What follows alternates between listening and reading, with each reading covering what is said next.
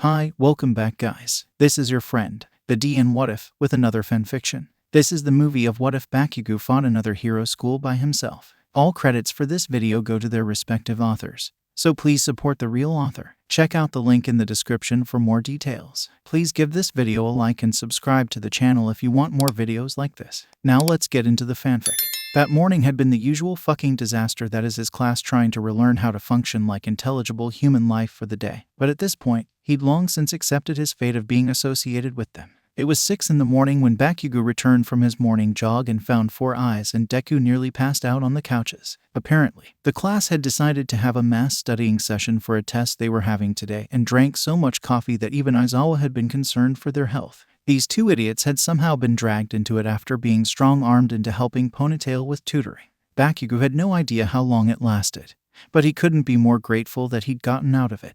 An early bedtime has its perks, people. It did upset him that his competition for the highest grade would have the disadvantage of being bone-tired.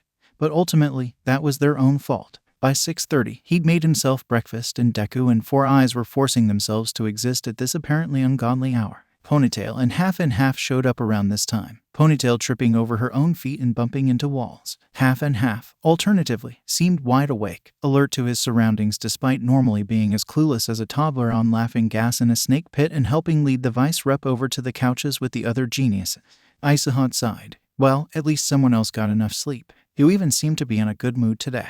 Bakugou snorted. Yeah, well, I ain't a fucking idiot, unlike the rest of these dipshits, apparently. I'd like to think that they would prefer terms such as easily swayed or self-sacrificing. It's stupid is what it is. Not my fault if they fall behind and I take the top spot in academics. You don't seem as thrilled about that as one might think. Half, you are literally the last person I should have to explain myself to. Shockingly, the next person to show up in the common room was Sparky, literally almost tripping out of the elevator and falling flat on his face. While Aizawa went to check on Deku after he fell asleep sitting up and somehow managed to end up on the floor, Sparky waddled over to the kitchen counter and planted his face onto the smooth surface. Bakugou had to admit that he was impressed, watching as Dunceface's arm lazily lifted into the air and inched towards his plate. With a Cheshire grin, he nudged a pepper into his reach and watched in sadistic amusement as the offering was taken without question and the idiot shoved it into his mouth without even looking at it.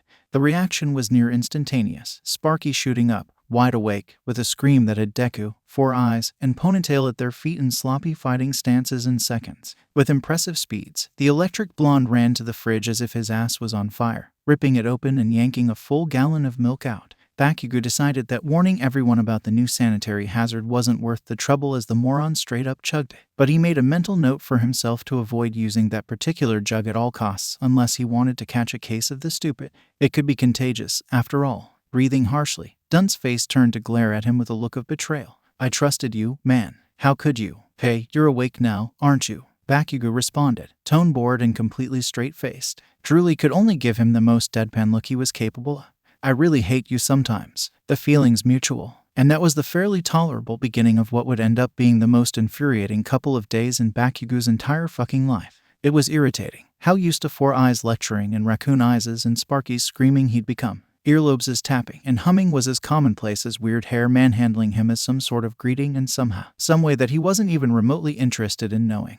Even Deku's mumbling had just become background noise to an average weekday morning in the classroom. Huffing in acceptance to the usual barrage of sound, he leaned back in his chair and let out a content sigh. Funny thing, life was. Last year, he might have killed someone by now. You seem like you're in a good mood today. Earlobes suddenly commented, twirling one jack with her finger while the other was still plugged into her phone. Bakugou rolled his eyes. I don't have good moods. I just haven't found anything to be pissed about yet. Jiru snorted loudly, coughing lightly into her hand like an unhygienic barbarian before returning to her playlist. Somewhere behind him, Tapeface's wheezing sounded like a dying horse. He'd whirl around and tell him to mind his own fucking business. But Aizawa was already lumbering into the classroom like the personification of death before even Four Eyes could yell at everyone to shut up and sit down. Good morning, he drawled, though it sounded more akin to zombie moans. The class hesitantly responded, sharing glances of concern as their homeroom teacher walked up to his podium and promptly face-planted onto it. Well then, Sensei, Four Eyes shouted, chopping at the air wildly. Are you all right? Do you not feel well? Without lifting his head, Aizawa raised his hand to silence him, the classroom going deathly quiet. He straightened himself out a moment later, looking at all of them with bloodshot eyes and a frown fit for someone on death row. This evening through tomorrow, we will be expecting guests on campus. Bakugou already hated it. He didn't even need Aizawa to continue, but he went on anyway. They are students from a nearby heroic school that Nezu personally invited to observe classes and tour UA. Please, don't cause too much trouble. Bakugou did not miss the fact that the underground hero was glaring directly at him when he said that. Sensei, Four Eyes' hand was back in the air. If I may ask, which school will be visiting? Aizawa took a deep breath. It's a school that a former colleague of mine teaches at, just down the road from here. If I remember correctly, it's called the Musutafu Conservatory for Heroics, or MCH for short. So pretentious. Pardon me, Ponytail asked hesitantly. But are you sure that's the name? I've never heard of this institution before. Trust me, Aizawa growled, more so to himself. There's a reason for that. I've heard of it. Uraraka thought out loud. It's apparently super cheap to live around there, and the school isn't that hard to get into, so I'd been thinking about it for a while before my parents convinced me to test into UA. Uraraka, I just might fail you for ever even thinking about it. Pink Cheeks let out a pathetic heap. As Aizawa continued, now then, next period will be your exam, so I do hope that you're all prepared, and for today's lesson, we will be focusing on the logistics and benefits of positive treatment towards civilians, victims, and colleagues while on the field, so pay attention. Aizawa was glaring at him again. Bakugou didn't particularly appreciate it. So, check this out. Ashido slid her lunch tray aside and shoved her phone screen into the nearest person's face. That person being Zero. He jerked back to avoid being stabbed in the eye as Ashido kept talking, blissfully unaware that she'd almost beamed the guy in the face. Musutafu Conservatory for Heroics. For the best and beyond. What is that? Their alma mater. Bakugou scoffed. Fucking lame. Kaminari snarked. Yeah, I'm gonna have to side with Blasty on this one. It sounds like that one retail store. Bed, bath, and beyond. Yeah, that's the one. Kirishima spat his drink all over the table and Ashido managed to jab her phone into Zero's chin. She pulled it back, still not noticing Zero rubbing his chin painfully as she scrolled through the school's website. Let's see, small student population, 95% job acceptance rate, list of pro-hero faculty and staff. This place actually seems pretty good. I wonder why Aizawa-sensei was so bitter about it. Let me see that. Bakugou demanded, plucking her phone out of her hands. He took one look through the statistics and snorted. Yeah, right. Small student population due to acceptance rate or obscurity and poor ratings, which don't seem to be listed here. And are those jobs as pro-heroes or sidekicks who never made the cut? Those are paying jobs. Or how about other kinds of work, like secretaries or PR managers, or jobs outside the heroics industry altogether? It's too fucking vague. And I've never even heard of half of these fuckers listed in the faculty. And the ones that I do recognize aren't even in the top 100 heroes. This place looks sketchy as fuck. Hear that? Kaminari said to the group, gesturing towards him. This is why this guy's the one with our squad's collective brain cell. What? Don't worry about it. I wanna see, Kirishima exclaimed, reaching for Ashido's phone. Bakugou allowed the redhead to yank it from his hands as he peered at the screen with interest. Zero hummed, mostly to himself. If this place is so sketch, I wonder why the principal invited them to UA. How should I know? Could be anything, really. Bakugou reasoned, taking a sip of his drink and stabbing at Ashido's searching hand with his utensil, earning a screech. If there's one word that describes Nezu, it's unpredictable. Valid point, Zero thought aloud. But, a grudge, maybe. He can be pretty spiteful. Like I said, how the hell should I know? Right.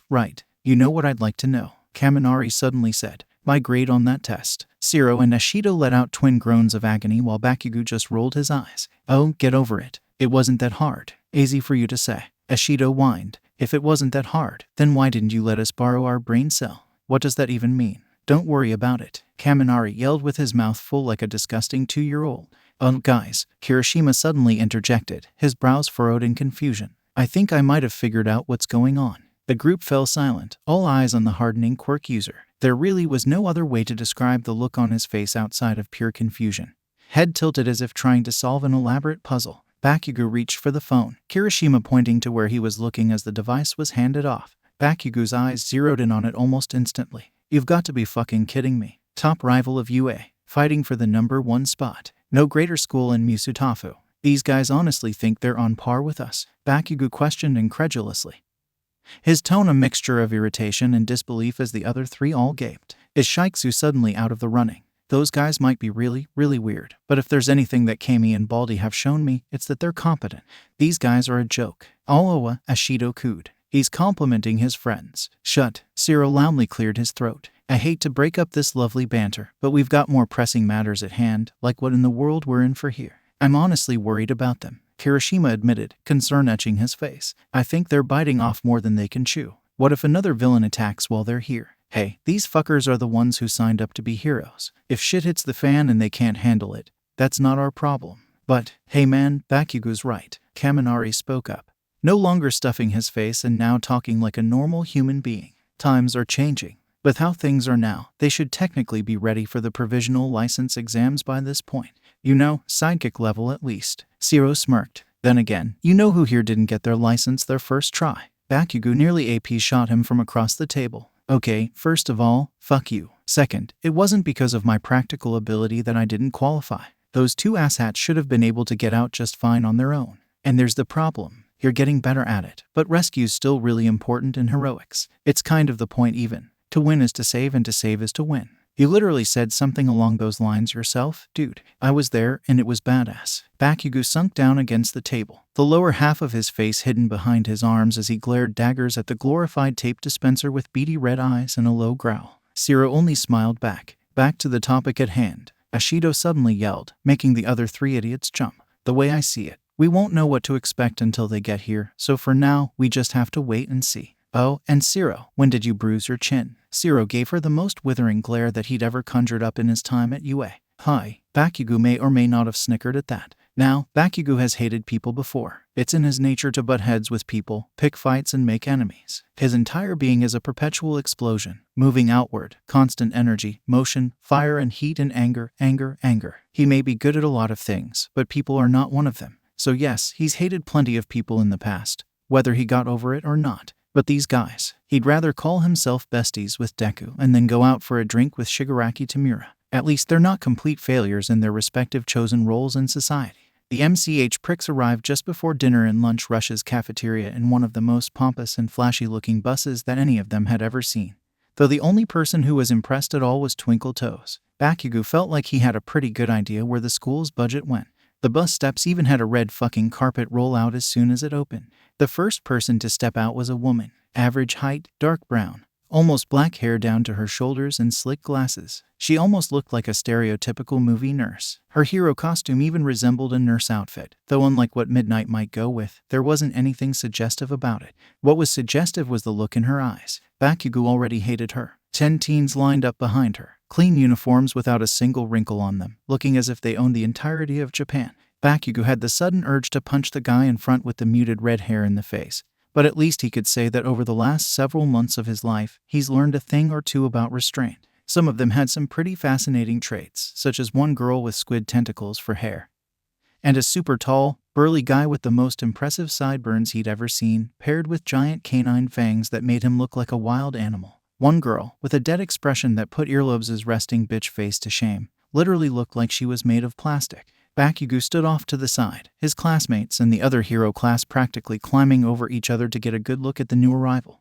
Ashido was literally climbing on top of uniform to get a better view. He could already hear Deku scribbling theories in a notebook and muttering to himself, as if he'd become so used to the sound that his brain would automatically zero in on it if the nerd was nearby. The nurse lady sauntered up to Aizawa and Vlad King with the confidence of someone under the influence and threw her hand forward. It's been a long time, Eraserhead. Blessedly so, he responded deadpan, staring at her outstretched hand as if it was a snake threatening to bite him. She scowled, but her sickeningly sweet smile was back on her face instantly. I see you haven't changed much. Same with you. When was the last time you even saw a villain? Nurse Dumbass laughed at that, a high-pitched cackle that reminded him of a fairy tale witch. And when's the last time you even saw a woman? Some of Bakugo's classmates gave each other weird, awkward glances. Bakugo himself wasn't even sure what she was trying to insinuate with that. Vlad King had been about to say something, but Aizawa just rolled his eyes. Dinner's in the cafeteria tonight. I'm sure you can find it on your own. You will be staying in an assigned spare dormitory that the principal has prepared for you. If you have any questions, don't bother asking me. So rude. Dumbass snorted as the three of them moved away from the group of students. Well, Kaminari muttered, I can safely say that I'm not a fan of hers. For once, we agree on something, Sparky. Bakugo responded under his breath, earning a smirk from the electric blonde. While Nurse Dumbass, Aizawa, and Vlad King stood off somewhere else, though she must have still been talking shit from the nasty look on Earlobes' face, the other heroic students began to mingle with the MCH kid. There was one girl who stayed far back, with short, straight blonde hair and green eyes a little too similar to Deku's for his personal liking, sweating profusely and looking ready to run for it. She stood close to the bus, trying to avoid any possible eye contact. A shiver ran through her body, likely feeling his gaze on her, and her eyes met his. Bakugou wasn't quite sure why, likely something to do with her quirk, but it was like someone had shone a flashlight in his face, forcing him to squint at the sudden onslaught of light assaulting his vision. He barely noticed the girl going sickeningly pale, terror painting her face as she, after a long moment, spun around and bolted behind the bus. Weird. So this is the competition, he overheard, and as if he was a deity being mocked by a mere mortal man, his steely gaze whipped over towards that damn muted redhead. The kid's own eyes traveling across the sea of future heroes that Bakugou would bet his quirk could individually kick this guy's ass. The other 8 students were like sheep being herded off a cliff, all looking on with expressions spanning between acceptance and straight-up admiration. It was disgusting. Greetings, students of Musutafu Conservatory for Heroics. Four Eyes suddenly exclaimed, making some of the 1B kids jump in surprise. I am Idatenya, class representative of UA. As Heroics Class 1A, it is a pleasure to meet you all. Muted redhead snorted. Of course it is. Hiroshima must have noticed Bakugou's eye twitching, because his hand was tightly gripping his shoulder a moment later. It's a pleasure to meet you, the boy behind Muted said, sporting one of the most clean-cut, plainest appearances he's ever seen in his entire fucking life. He easily outstretched his hand, Four Eyes hesitantly accepting it. Call me Rikia Ayamu, the proud second rank of MCH's Class 1A, and this is Shintani Suichi, our class representative and the top student in both our class and all of MCH in academics, hero training,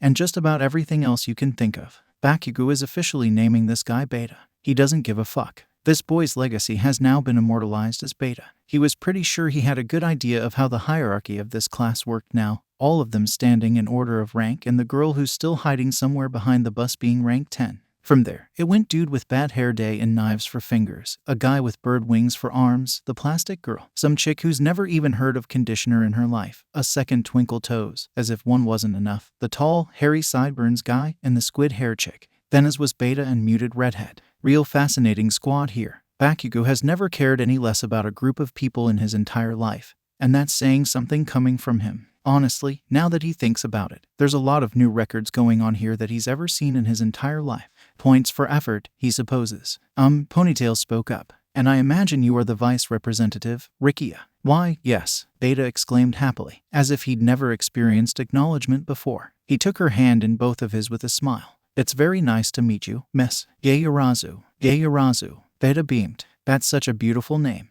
Back in line, VP. Muted redhead suddenly demanded. You're being creepy. Aw, my bad. Beta practically stumbled his way behind him. The other UA heroic students were all looking at each other awkwardly, not knowing what to do with these strange visitors. Slowly but surely, students began to filter towards the cafeteria, trying to become better acquainted with the group of know-it-all jerks. It became pretty clear pretty quickly that there was no getting along with these fucks. Bakugou watching in annoyance as this Shitani guy made scathing remarks not only about the people around him, but UA in general and his own classmates. Beta stayed close by his side as his obvious bitch, barely saying a word other than to add on to whatever his jackass of a class representative had to say. Sideburns didn't say much either, only growling at whoever tried to greet him, and Bakugou was pretty sure he was planning Class 1B's beast guy's murder with the way he was looking at him. The chick who ran out of conditioner, he'll call her string hair, was fast rising up his shit list with how she was talking to Ashido, the doll chick literally just repeating everything she said. Man, these guys were annoying.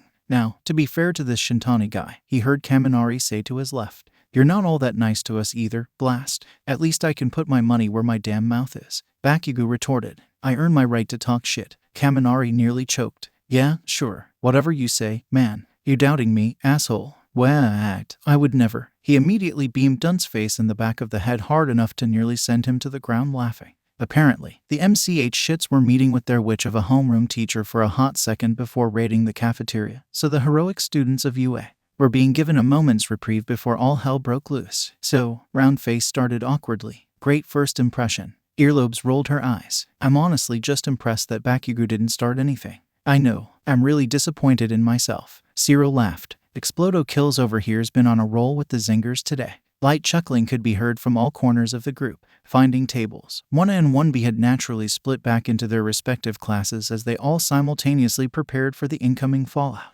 What's with those guys anyway? Grapestain complained. It's like they think they're better than us on principle, even though we have way more merit. I never thought I'd say this, but Mind has got a point. Frogger thought aloud. They're acting like we're inferior to them, which I'd normally just ignore and move on from, but it's kind of annoying when it's clear that they haven't earned that confidence. I kind of feel bad for them," Kirishima admitted sincerely. "They're almost delusional. I'd hate it if they got themselves hurt because of it." Ashido pulled a pair of sunglasses out of thin air. "Tone it down with the sunshine, Kiri. We're going blind over here." "What? Don't worry about it." "Oi," someone suddenly called over, Class 1 appearing over to see the gray Kirishima wannabe waving at them. "You talking about all this MCH bullshit?" Bakugou snorted. "Yeah, it's bullshit, alright." "Oh, what's this?" Droopy Eyes' annoying voice rang out. "Do my ears deceive me, or is Class 1 not up to the challenge?" "Okay, look, case in point," Bakugou said, completely ignoring him. As much of an annoying loudmouth Droopy Eyes over there can be, at least he's competent enough of a fighter and hero to take our class, people with on-field, real-life experience, head on and keep up, whatever Droopy's next words were going to be. He tripped over them so violently that he choked. Bakugou didn't give a fuck that he'd indirectly complimented him. Flooring him was one of the best things to happen today, and he's pretty sure that there are at least a few people in this room who agree with him. "I can definitely understand everyone's frustration," Big Hands admitted, leaning against the back of her seat. "I can already tell that this is gonna be rough. May God have mercy on our souls," Vines muttered, hands clasped together as if she were praying. "It will truly be a mad banquet of darkness," Birdbrain said, mostly to himself. "It is extremely unfortunate that there are people like this in the hero industry and that we must deal with it," Four Eyes exclaimed. "But retaliating will only cause us and UA more trouble than it's worth. Thus, we must control our emotions and avoid conflict." Bakugou appreciated how all of Class 1B turned to stare at Droopy Eyes, earning a squawk of indignation. What he did not appreciate was all of his own class staring at him. "Oh my," Mushroom Girl suddenly giggled. "Are these the beginnings of a truce that I'm hearing?" Nobody reacted to the strangled "what" that Droopy let out. "Truce?" Ponytail questioned. "But we're already allies." Big Lips laid a hand on her shoulder. "Just roll with it. It's a them thing," Earlobes added. Obnoxious cackling could be heard in the distance, above the roaring chatter of the other students in the cafeteria, as their collective doom approached them. Bakugou was pretty sure that all 40 of them were cringing simultaneously. "Okay, so, I'm gonna be completely 100% honest with you guys," Kaminari announced, fingers together like he was deactivating Pink Cheeks' quirk and looking as if he was about to tell his deepest, darkest secret. "I really don't want to have dinner with these people. It just won't taste as good. I'll gladly make dessert for everybody once we get back to the dorms," Big Lips offered. "I have a new carrot cake recipe that I've been meaning to try." "Yes, please," Uniform squealed, Tail keeping her from leaping out of her chair in excitement while everyone else showed different levels of anticipation. Droopy Eyes' irritating voice was suddenly grating against Bakugou's ears once again. "Listen to this banter. Can you believe them? They can't even handle something so mundane as human interaction. But isn't that so important in hero work? Teamwork with other heroes. So pretentious. You all are no better than they are." Droopy's laughter cut through the air as the entirety of Class 1 all looked at each other with expressions ranging from boredom to irritation. For a moment, Bakugou thought about just walking over and clocking the loudmouth in the jaw to shut him up. But this wasn't the most ideal situation for violence, as much as he'd prefer it. Between this and the incoming shitstorm of wannabe hero brats, he didn't know how much more he could take before he exploded, figuratively and literally. So fuck it. He'd take a page out of his father's book for a change. Sometimes, the best option was to avoid the conflict altogether. Slamming his hand against the table and standing up so suddenly that nearly everyone jumped, Bakugou accepted his fate, the lesser of two evils. "So you all could handle this on your own. Is that what you're saying, Droopy Eyes?" Class 1B was already at the edge of their seats, ready to jump both of them should a fight break out. Droopy Eyes smiled that stupid smile of his. "Well, duh. You got a problem with that, barbarian?" Bakugou fought to put on a neutral face, the crease in his eyebrows disappearing. It was as if lightning had struck the rival class, a chill collectively running through their spines. "Nope. Fantastic." He immediately turned, freeing them of his steely gaze, and gestured his classmates towards the exit. "Fuck this shit. Everybody, to the dorms. Dinner's on me." The reaction was instantaneous. He was pretty sure that half of his class was screeching like mad banshees, but he couldn't tell over the ringing in his ears. His own squad was gone almost instantly, screaming and hollering like even crazier people than they already were, with a few others, particularly Roundface and Uniform, following close behind. The rest of them slipped out after them silently. Bakugou chose to keep it to himself, but the way Half and Half's eyes widened for a moment before he calmly stood from his chair and speed walked after the others was one of the funniest things he's ever seen. It was only rivaled by the way the entirety of Class 1B was giving Droopy Eyes the dirtiest looks they could muster. "Way to go, Monoma," the Kirishima wannabe grumbled. "Yeah," Lizard Girl agreed. "You kinda walked us into that one." Wow, Big Hands mused aloud. By this reaction, you'd think the guy's Japanese Gordon Ramsay or something. Ponytail laughed nervously. Well, yes, he actually sort of is. As even she made her exit, the table where all of Class 1 had once been congregated was left almost completely empty, leaving Deku milling around looking childishly lost. Bakugou snarled. Deku, what the hell are you doing? Deku deflated, wringing his hands. Is this fair? To leave them like this? Who knows? Maybe these people aren't as bad as we're making them out to be. To Deku's credit, he didn't break under Bakugou's glare, looking him directly in the eyes as he waited for a response. Class 1B had grown oddly silent. Bakugou's eyes narrowed. I'll make katsudon for dinner if you turn around and walk out that damn door right now. Oh, well, would you look at the time? Deku suddenly exclaimed. I must have left my soap in the washer. Sink, I gotta go. And with that, the nerd ran off, pink cheeks apparently waiting for him at the door like how he thinks a good friend should. Or he thought so, anyway. He wasn't exactly sure about it. Friendship wasn't his area of expertise, after all. Droopy Eyes started screeching like a madman. Are you running away, you cowards? I see how it is. Bakugou gave him a dangerous grin. Choke on a dick and die, Droopy Eyes. We're outta here. Oh, leaving so soon. It was like all warmth left the room, the chatter dying down all around them. Bakugou could feel the tension in the cafeteria suddenly skyrocket before he even turned to face the owner of the voice. He could hear footsteps as his own stance tensed, as if he were one threat preparing to take on another. Class 1B was eerily quiet, even Droopy Eyes going silent in anticipation. From the corner of his eye, he could see Shitani making his appearance, his entourage not far behind him. In all honesty, Bakugou almost felt bad for these people, grouping around such an unimportant asshole when they could be attempting to make something out of themselves. He himself may not have been any better once upon a time, but unlike this guy, as far as he was concerned, at least he could say with sincerity that he was talented.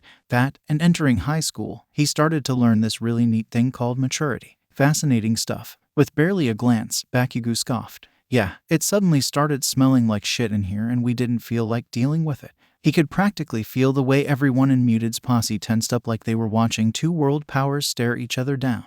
Bakugou was curious as to how this comparison even added up in their minds. Well, aren't you full of yourself? Muted spoke with disdain, as if he weren't a giant-ass hypocrite for spitting that out. Should have expected nothing less from one of UA's most infamous students. So this guy actually knows who he is and is still trying to antagonize him. As much as Bakugou would love to just explode this jackass into the next century, he didn't feel like wasting energy on an idiot. That, and UA has already dealt with enough public criticism on his behalf as it was, and he absolutely refused to give these guys any fair ammunition. Also, from his understanding, murder is not a good thing to see on a hero's resume. At least, that's what Four Eyes has been trying to explain to him. Okay, listen closely, whatever the fuck your name is, cause I'm only saying this once. Muted's face twisted into indignation. It's Shintani, you asshat. I've been in a good mood today, so I'm gonna let you off with a warning this time, he stressed, turning to fully face Muted and slowly, casually strolling up to him. The varying levels of terror on every face in that room nearly put a smile on his face. Either clean up your act or get lost. My classmates are stupidly forgiving, but I'll only go for so long before I snap. And trust me, nobody wants that, least of all you. Are you threatening me? Unless you're fucking brain dead. That should be pretty obvious. Hey, Big Hands tried, though she seemed conflicted about getting involved. Shintani, Beta spoke up. Maybe now's not the time. Bakugou absent-mindedly noticed how hot it suddenly was, steam lightly rolling off of Muted's clenched fists. Kakin, he suddenly heard, spinning around to see the nerd standing behind him, pink cheeks peering over his shoulder. Why are you still here? He shouted on reflex, apparently loud enough to make everyone else jump. At this rate, they'd hit the ceiling eventually. Because we're hungry. Pink cheeks shot back, having the audacity to look at him impatiently. Bakugou groaned, rolling his eyes. Yeah, whatever. He barely offered Shitani a spare glance. That's more worth my time than this clown. Anyway, following the two losers, Bakugou pointedly ignored the way Muted tried to motherfucking lunge at him, Beta and Squid Girl easily holding him in place. It amazed him that these guys were still alive with how up their own asses they seemed to be. He knew firsthand what could happen in the real world. They weren't ready to get knocked around by reality the way he was. They wouldn't survive the same lessons in humility that he was taught. Should he get the opportunity, knocking them down a few pegs would be doing them a favor. I don't think you guys realize how lucky you are. Kendo honestly hadn't been expecting those words from Tetsu. Looking over the small group of hero students as they all collectively stood to get their trays at lunch rush's call. His brows were furrowed, an uncharacteristically dark, solemn look in his eyes. You just provoked death itself and walked away intact. The shy blonde girl squeaked, hiding behind the harpy student. Said harpy had an almost fascinated look in his eyes. You make him sound like a final boss. This isn't one of your stupid games, nerd bird. The girl with lavender hair like strings retorted. Nerd beard. Her dead-eyed sister drawled. Shintani was giving them a questioning, unimpressed look as Kendo let out a sigh. Okay Tetsu, that might be a bit of an exaggeration. Tell that to Takage. Takage let out a loud groan, bending her back with a satisfying crack. I still get sore just thinking about that fight. Never again, if I can help it. Please. Reactions from MCH varied. There were a couple of them who seemed to be starting to understand what they were saying, nervous about making enemies with such a feared figure. However, most of them still seemed unconvinced. Well, their funeral, she supposed. Though, now that she thinks about it, she may not know him all that well, but at least she's pretty confident that actual murder won't take place. She hopes so, anyway. Monoma sighed dramatically. Okay, look, I absolutely detest that I'm about to say this, and seriously, I might throw up my dinner later tonight after this. But there's a reason he's often referred to as the beast of Class 1A on campus, or to everyone else, that one crazy kid from UA. You see, most heroic students would give you a fair chance in a mock fight, I would think, but spend 3 minutes in the ring with that lunatic and we'd be spending 3 days trying to scrub your remains off the walls. Wow, Honuki said in surprise. That just might be the nicest thing you've said about anyone from 1A. I know, I'm really disappointed in myself. Can we all agree that the guy's also unkillable? Takage stated. I'd bet money that if any of us in this room went through even half the stuff that he survived, we wouldn't even exist anymore. Sounds like a fun guy. The girl with tentacle hair exclaimed. And he's also pretty hot. I'd certainly like to get to know him, if you know what I mean. The guy with knife fingers lifted his hands threateningly. Nope, I'm gonna stop you right there, Mizukami. I know where you're going with that, so stop. Kendo felt a shiver run down her spine. Monoma actually dry heaved. Y'all are asking for it. Takage yelled somewhere in the background, throwing her hands in the air. Oh, come on, Shintani sighed. You guys have to be exaggerating. You make it sound like he's actually dangerous. Like, life-threateningly dangerous. Tetsu snorted. Well, he actually did almost kill someone once. Some jackass with an ability-suppressing quirk tried to kidnap one of his friends and he beamed him over the head with a broken pipe. Last I heard, the guy now has a speech impediment. Oh, Kendo started incredulously. And where'd you hear that rumor? Tetsu looked her dead in the eye. Kirishima. Oh, well, shit. And that was about where the discussion began to die down. The MCH kids completely uninterested in their warnings, and Monoma nearly catatonic from talking about Bakugou Katsuki in an even remotely positive light. Kendo could only say that she tried as she hunkered down for what was bound to be an annoying and unpleasant dinner. She normally wasn't one to feed into the apparent rivalry against Class 1A, but in that moment, she was so unbelievably jealous. They really should figure out who in 1B can cook for future reference. He felt like it should be more concerning that Deku's hysteric screaming was so cathartic to him. Are you actually trying to kill me? Deku shrieked, dodging Bakugou's outstretched hand by a centimeter and watching as the impending, deafening explosion threw them both back and nearly took out the closest wall in the training area. Isn't it fucking obvious, nerd? He shot back, going in for another attack. Don't give Deku a chance to think. From the wild dying whale noises and stupid questions being thrown around, he assumed he was doing a good job of that. They'd been sparring for a solid 10 minutes by now, ignoring Four Eyes' whining about exercising after eating and practically chasing each other out of Heights Alliance, out into the cool night air just 15 minutes after the best dinner that any of those idiots have had since starting high school. He'd gladly bet money on that. Yeah, get him, Deku. Roundface yelled from the sidelines, bruised, bleeding, and practically being suffocated by all the gauze that Four Eyes wrapped her in after attempting to join in for a three-way battle. She predictably took a pretty hefty beating, but she still didn't last as long as he'd been hoping.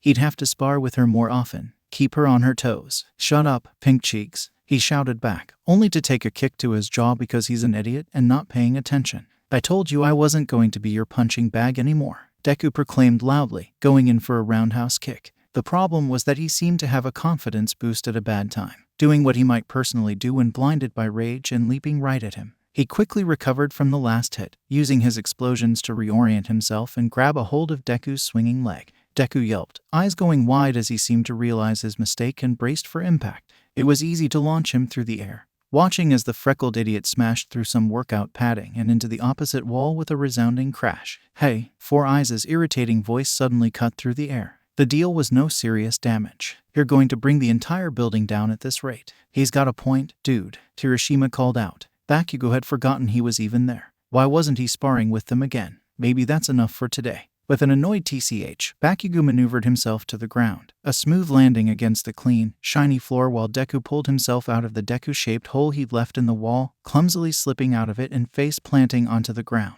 Four Eyes was still yelling about something, arms chopping at the air wildly. But Bakugou didn't really catch any of it. Every single person in this damn school was extremely lucky that he'd been in a good mood today, because those morons from MCH or whatever were some of the most annoying people he'd ever met, and just their presence alone was starting to drive him up the wall. He was not a patient person. That much should be obvious by now, and he could only last so long with such delusional assholes before he fucking snapped. And the fact that his old self was even remotely comparable to some of these guys was not helping with that. In fact, it was making him feel physically ill, and thus even more agitated. Roundface made a sudden noise of surprise. Hi. How did you get in here? Four Eyes fell eerily silent, arms frozen in midair, while Bakugou felt Kirishima's hand suddenly falling back on his shoulder, his grip somewhat tight. Deku was stumbling over to their little group as well, a small O escaping his lips. Maybe Kirishima made a good choice in holding him back, because there was an irrational wave of anger running through Bakugou's system when he noticed her. The blonde girl from before, giant emerald doe eyes practically glowing against the light of the room, was hiding behind the door frame, hands shaking as she clutched it tightly and fought to keep any tears from spilling over her cheeks. The anger left him after a moment, nothing of note to fuel it other than her apparent association with a group of mouthy pricks.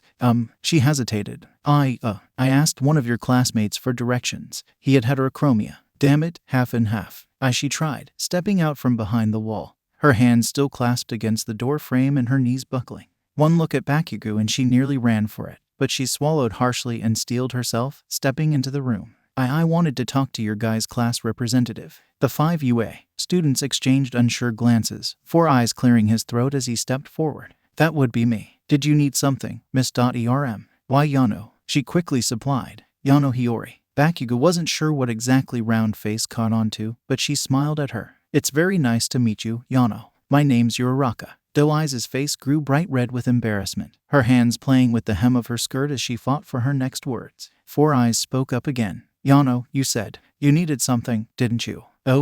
Yes, she stammered, cheeks still flushed as she curled into herself. After a long pause, her face hardening with determination, she stepped forward, and she bowed. I'm sorry. All 5 of them were left absolutely speechless as she pressed on. I know that Kyoya-sensei and my classmates will never apologize, so I'm doing it for them, because this kind of behavior is, it's unacceptable, and you don't want to be lumped in with them. Bakugou deduced for her. Doe Eyes looked up at him in surprise, still curled into herself, but her body slowly relaxed, the light in the room brightening rapidly as she smiled in relief. Yeah, dude, my eyes, Kirishima muttered to himself, rubbing at them harshly. Doe Eyes jolted and the light suddenly dimmed. I'm so sorry. That's my quirk. I don't always have the best control over it. She wrung her hands nervously. My emotions always get the better of me, you know. Wait, Bakugou suddenly said, all eyes on him as he scrutinized the smaller blonde. Her eyes shone with fear and he found himself squinting as the light brightened up. The hell do you mean you don't always have the best control over it?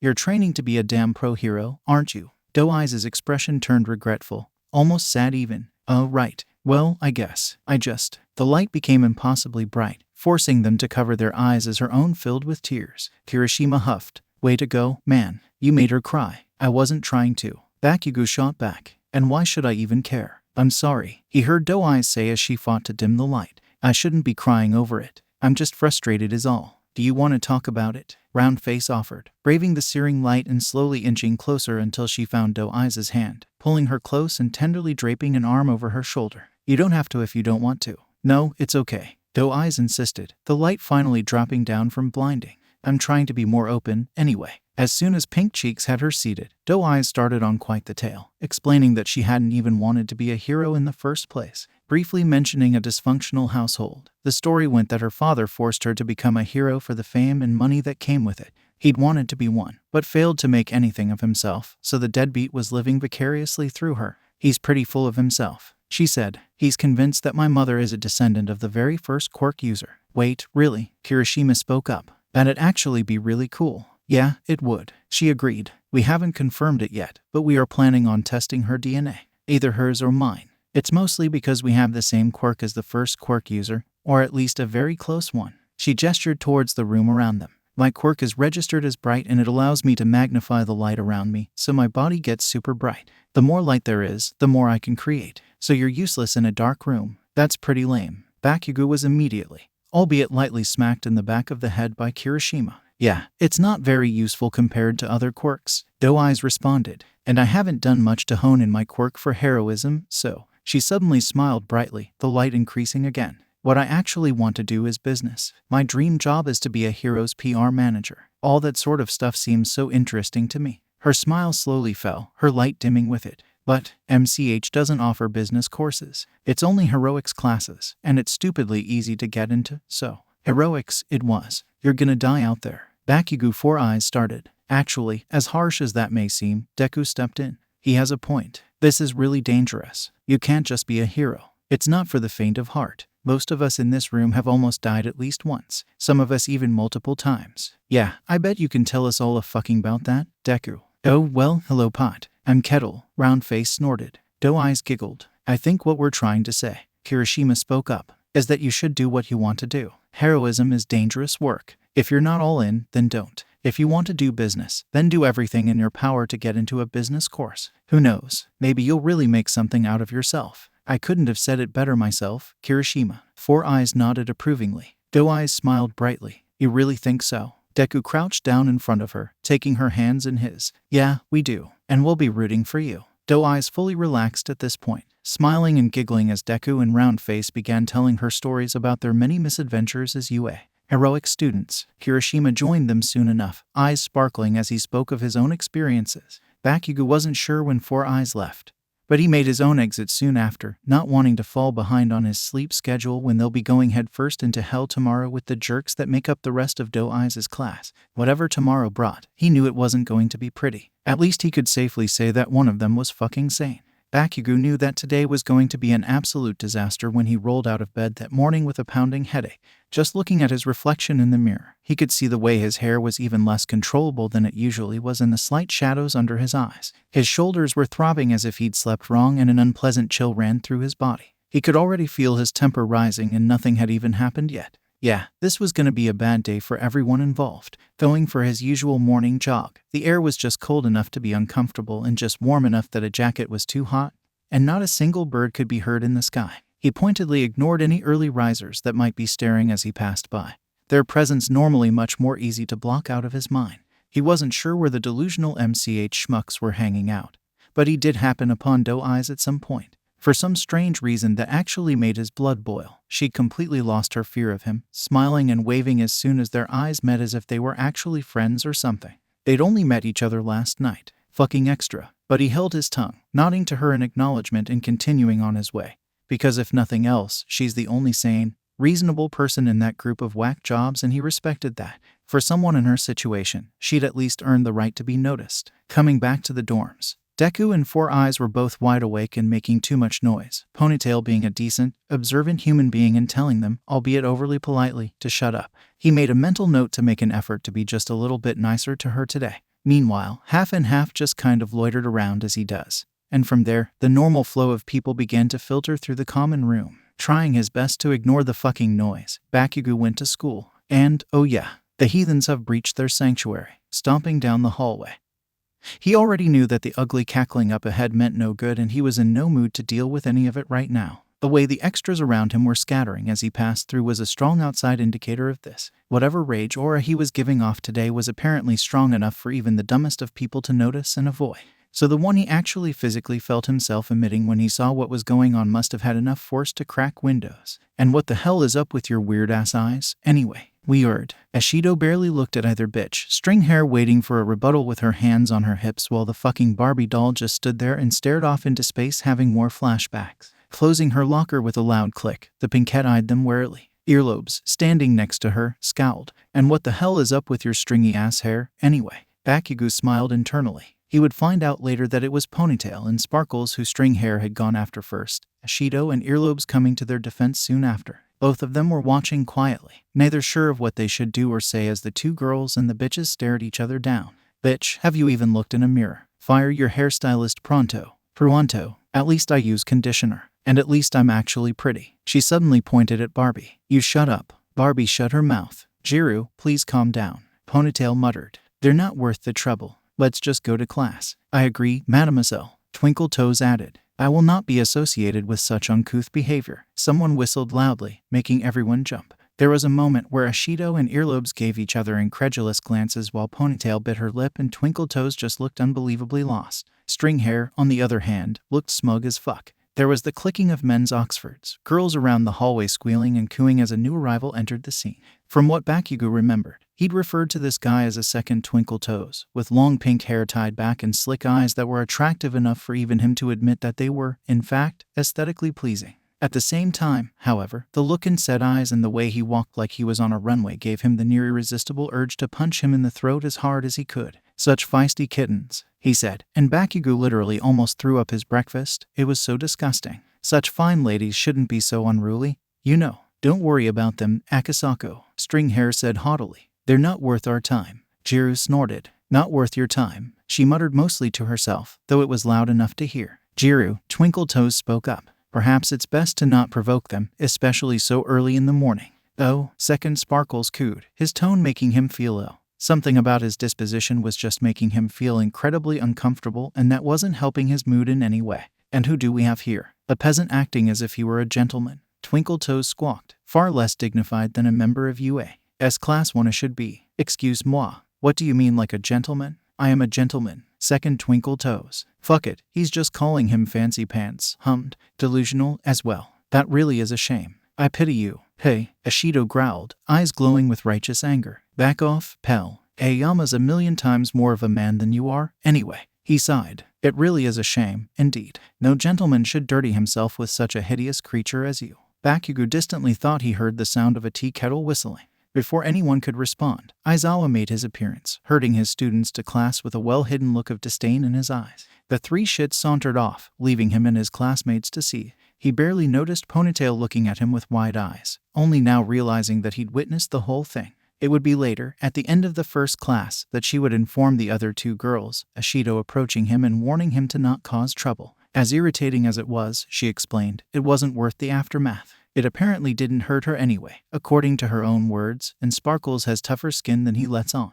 At least, she thinks so. None of this did anything to quell his fury. Earlobes took her seat and glanced at him. Listen, I personally don't care what you do, but if you do eventually decide to quench your thirst for blood, if you can either do it where I can watch or you can get it recorded, that'd be fantastic. Don't worry, Bakugou responded coolly, rolling his eyes. He's definitely on my shit list. Earlobes grinned wildly at that. Apparently, that wasn't the only shit that went down that morning. Bakugou nearly kicked himself for even noticing, let alone caring. But Deku and Uraraka had waddled into class 2 minutes late. Deku with an ugly bruise on the side of his face, between his eye and hairline, and Uraraka with her own face bright red with uncontrollable rage. Listening in, he'd overhear everything as Deku spoke with the grape and Siro about what happened. Yeah, it was nothing serious.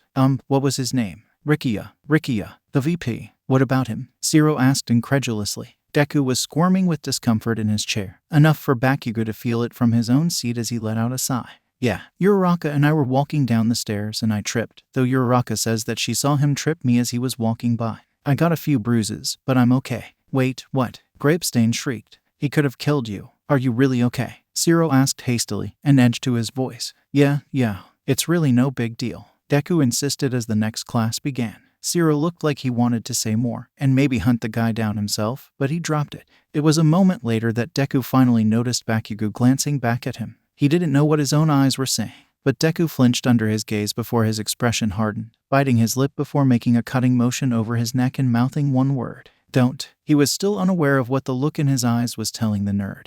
But Deku's expression morphed into that of mild shock the moment he turned back around, teeth grit in frustration. He pointedly ignored the ugly, uncomfortable churning in his stomach. He would later overhear Earlobes, Tentacles and Bird Brain talking about how the Harpy kid was harassing Bird Brain all morning. And that was after he'd gone after the kid with jet black skin from 1B and big hands, and Lizard Girl went and scared him off. He also overheard Kaminari and Ashido gossiping about how the big kid with sideburns and big teeth had nearly attacked the 1B beast guy, the only incident so far where Nurse Dumbass stepped in. It was clearly just to avoid legal problems with UA. because Nezu is dangerous in that department. In front of him, Uniform joined the conversation, complaining about how the knife finger guy had threatened Tail in the bathroom, angry after someone had said something slightly negative about Snipe, his apparent favorite hero, and thought it was him. It wasn't even lunchtime yet and it had already gotten out of hand. And unless Bakugou wanted to get UA's reputation dragged even further into the dirt, he couldn't even do anything about it.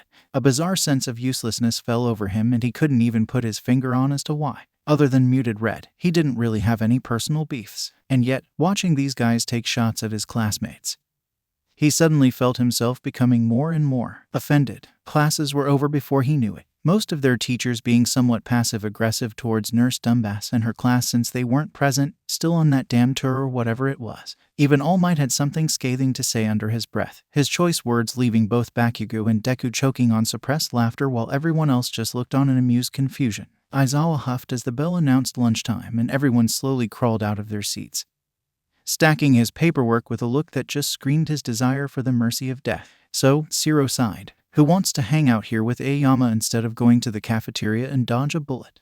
Dude, Kaminari said. Really? Not cool. What? There was a long pause before his eyes lit up with realization. Oh, come on, dude. No one even remembers that. Bakugou snorted loudly. I sure don't. Kaminari wheezed like a 50-year smoker on death's door while Zero started coughing harshly. Kirishima smiled, his voice somewhat quiet as he giggled to himself like a schoolgirl. Death's afraid of him, bitch. A few of their other classmates around them started to chuckle, immediately cluing him in on their eavesdropping.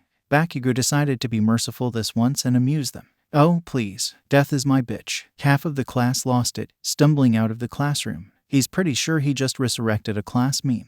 Bakugou, Aizawa's voice drawled out, slightly startling him. His teacher's eyes were as dead as usual, boring into his very soul with their steely gaze. I need to speak with you for a moment. It shouldn't take long. Bakugou gave a questioning look to the three idiots before looking back at Aizawa with an attentive nod. Off to the side, Ashido was watching in mild concern, looking back as the other girls pulled her out of the classroom along with the others. Sparkles was forced to vacate as well for the purpose of privacy. It was the moment that the doors closed behind them that Aizawa's expression shifted, a fire burning somewhere deep in his dark, tired orbs. He plopped himself down behind his desk, sorting through papers before leaning back, gesturing towards Uniform's seat. Bakugou gingerly sat down, watching Aizawa inquisitively as he let out a long, harsh sigh. First of all, kid, he started, I want to thank you for controlling yourself today. You've made incredible progress and you deserve praise for it. Bakugou felt his face heat up for reasons he couldn't decipher. He simply turned away, a heavy scowl marring his features. At his side, Aizawa leaned forward onto his desk, hands folded in front of him. I'm here to offer you an opportunity for revenge. Bakugou immediately perked up, staring at his homeroom teacher with wide eyes. Aizawa could probably see the gears turning in his head, so he continued.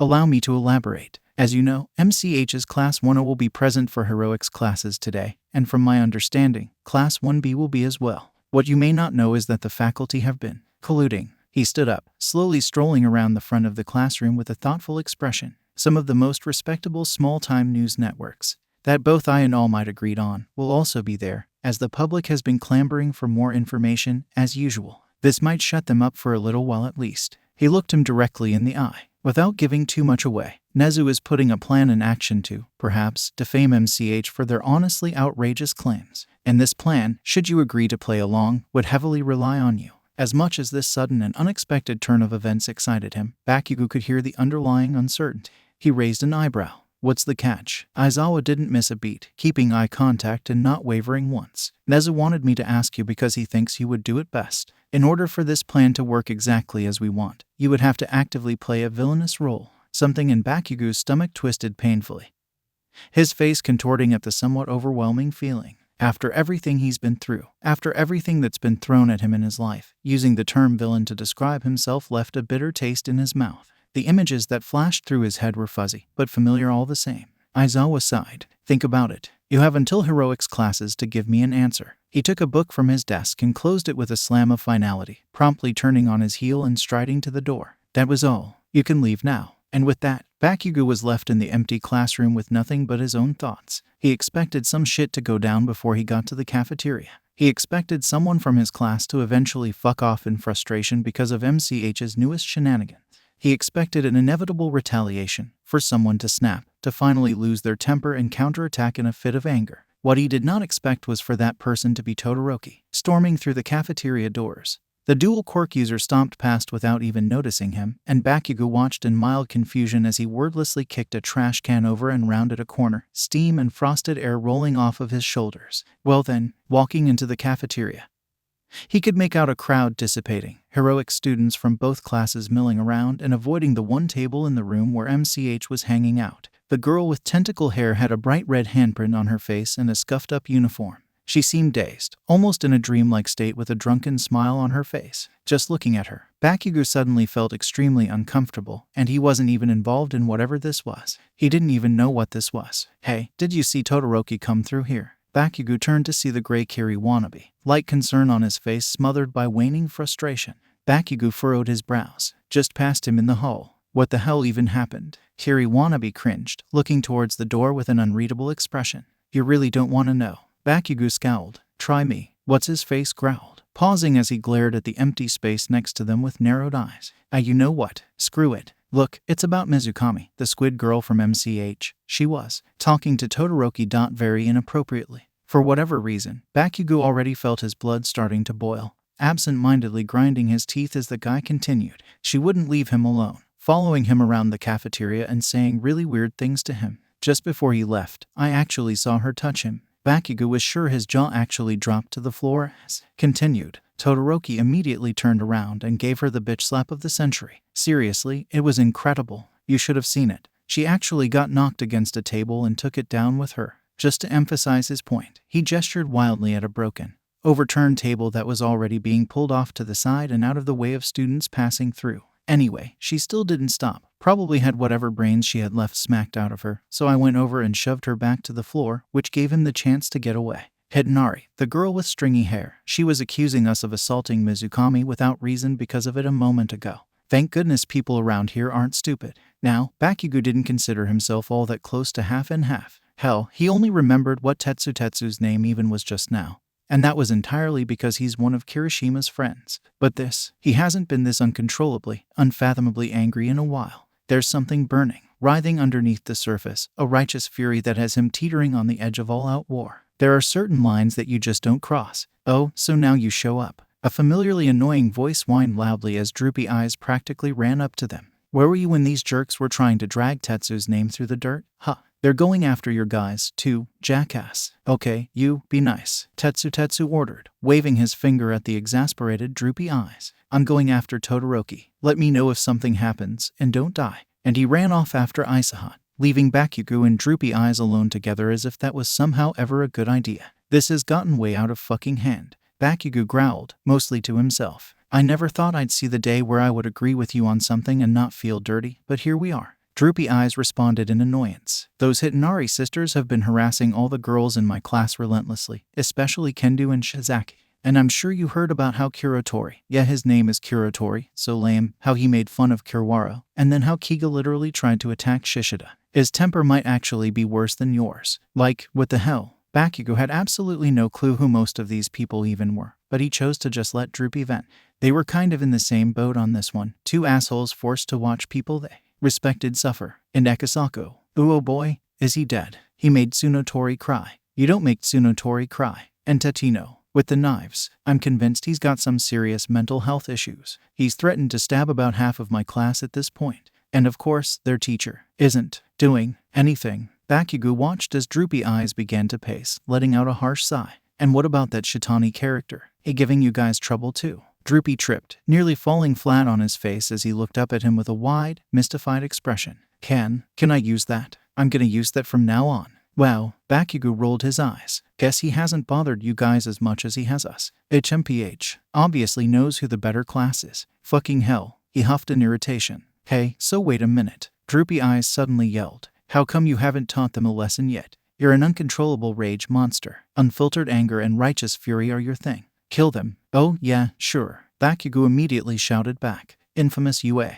Psycho Kid murders class of amateur heroes in training. That'd look fantastic on UA's resume. Droopy scrutinized him, but didn't say anything further, choosing instead to turn away, crossing his arms and pouting like a child being put in timeout. Bakugou groaned in annoyance, rolling his eyes and turning towards his friend's usual hangout spot. He suddenly remembered that he really hated the Musutafu Conservatory for Heroics. It could burn to the ground and the world would be a better place. Kirishima had gotten involved. He didn't know how or why, but Kirishima was involved, now arguing with String Hair and Beta. Doe Eyes was there as well, supposedly trying and failing to defuse the situation. He heard Droopy say something, but he didn't quite catch it as he stomped towards the scene himself. He eyed Squid Hair dangerously. She was at an acceptable distance from both the conflict and his friend for the time being. "This is getting ridiculous," Kirishima exclaimed. "I've been trying to give you guys the benefit of the doubt, but you're making yourselves harder and harder to defend.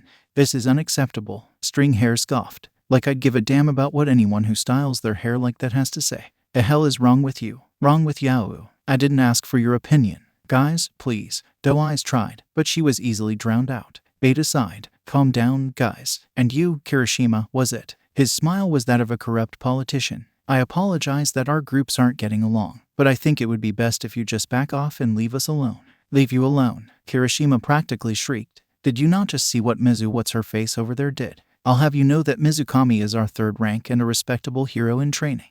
What about any of this is respectable? Yeah, you tell him, Kiri. Is this really your standard? Because I'm absolutely terrified of what the rest of your school might be like if this is the best you guys have to offer." Now that Bakugou was thinking about it, this might be the first time that he ever saw Beta get mad. "I don't appreciate you talking about my classmates that way. And we don't appreciate you treating our classmates like shit." The redhead jumped at the sound of Bakugou's voice behind him, the blonde's hand grasping his shoulder and pulling him to the side. "Like I told your fucking dictator, I let you off with a warning. Clean up or back off, because I've just about had it with you people and I know I'm not the only one." There was a sudden shift in the atmosphere by the first word that left his mouth, the majority of the cafeteria going silent in favor of watching whatever catastrophe they thought was about to take place. Most of 1B looked ready to cream themselves while his own classmates were fighting to keep the grins off of their faces. Doe Eyes, meanwhile, looked somewhat conflicted, and MCH was fighting for words. Beta raised his hands defensively. "Hey now, calm down. Calm down. Calm down. I have been lenient with you fucks. I have held my tongue. I haven't laid a finger on a single one of you, yet you all think that straight-up assault is fine." "Careful," Kirishima whispered. "Don't lose your cool now. I ought to kill him. Every last one of them." He snarled. "None of these guys are even worth our time." He glared at Beta with cruel, dangerous eyes filled with bloodlust, causing a shiver to run down the hero wannabe's spine. "You're fucking with the wrong school, punk." Varying levels of fear flashed throughout the crowd, both heroic students and not. The MCH jerks were watching carefully, cornered animals ready to lash out. He could hear a commotion behind him, but he couldn't care less. As much as his classmates probably didn't want to start anything, he knew that they were looking forward to karmic retribution just as much as he was. And fuck it, he will gladly deliver. Kirishima sounded somewhat panicked. "Dude, wait," Beta started, a look of horror in his eyes. But Bakugou suddenly realized with startling clarity that he was no longer looking at him. Several things happened at once. The MCH kids all scrambled back, trying to get as far away from the conflict as possible. Doe Eyes screamed as she scurried away and Beta activated what Bakugou could only assume was his quirk, putting up what looked like a force field of some kind and taking a step back with wide, shocked eyes. By the time Bakugou saw the movement out of the corner of his eye, all he had time to do was guard his face. The sound of glass shattering and water splashing onto the floor assaulted his ears, leaving half of the room in stunned silence and the other screaming in shock. He grit his teeth, the cold water soaking into his clothes making his body twitch and shiver uncomfortably. He'd discover later that pieces of glass had cut into his right arm and cheek. But that wouldn't be until later, because not even a second after the impact, he realized that the water wasn't cold at all. He hissed as he felt steam rolling off of his uniform jacket. And if he didn't know any better, he'd claim he heard a light sizzling sound. The skin visible around his hand and neck were already turning bright red,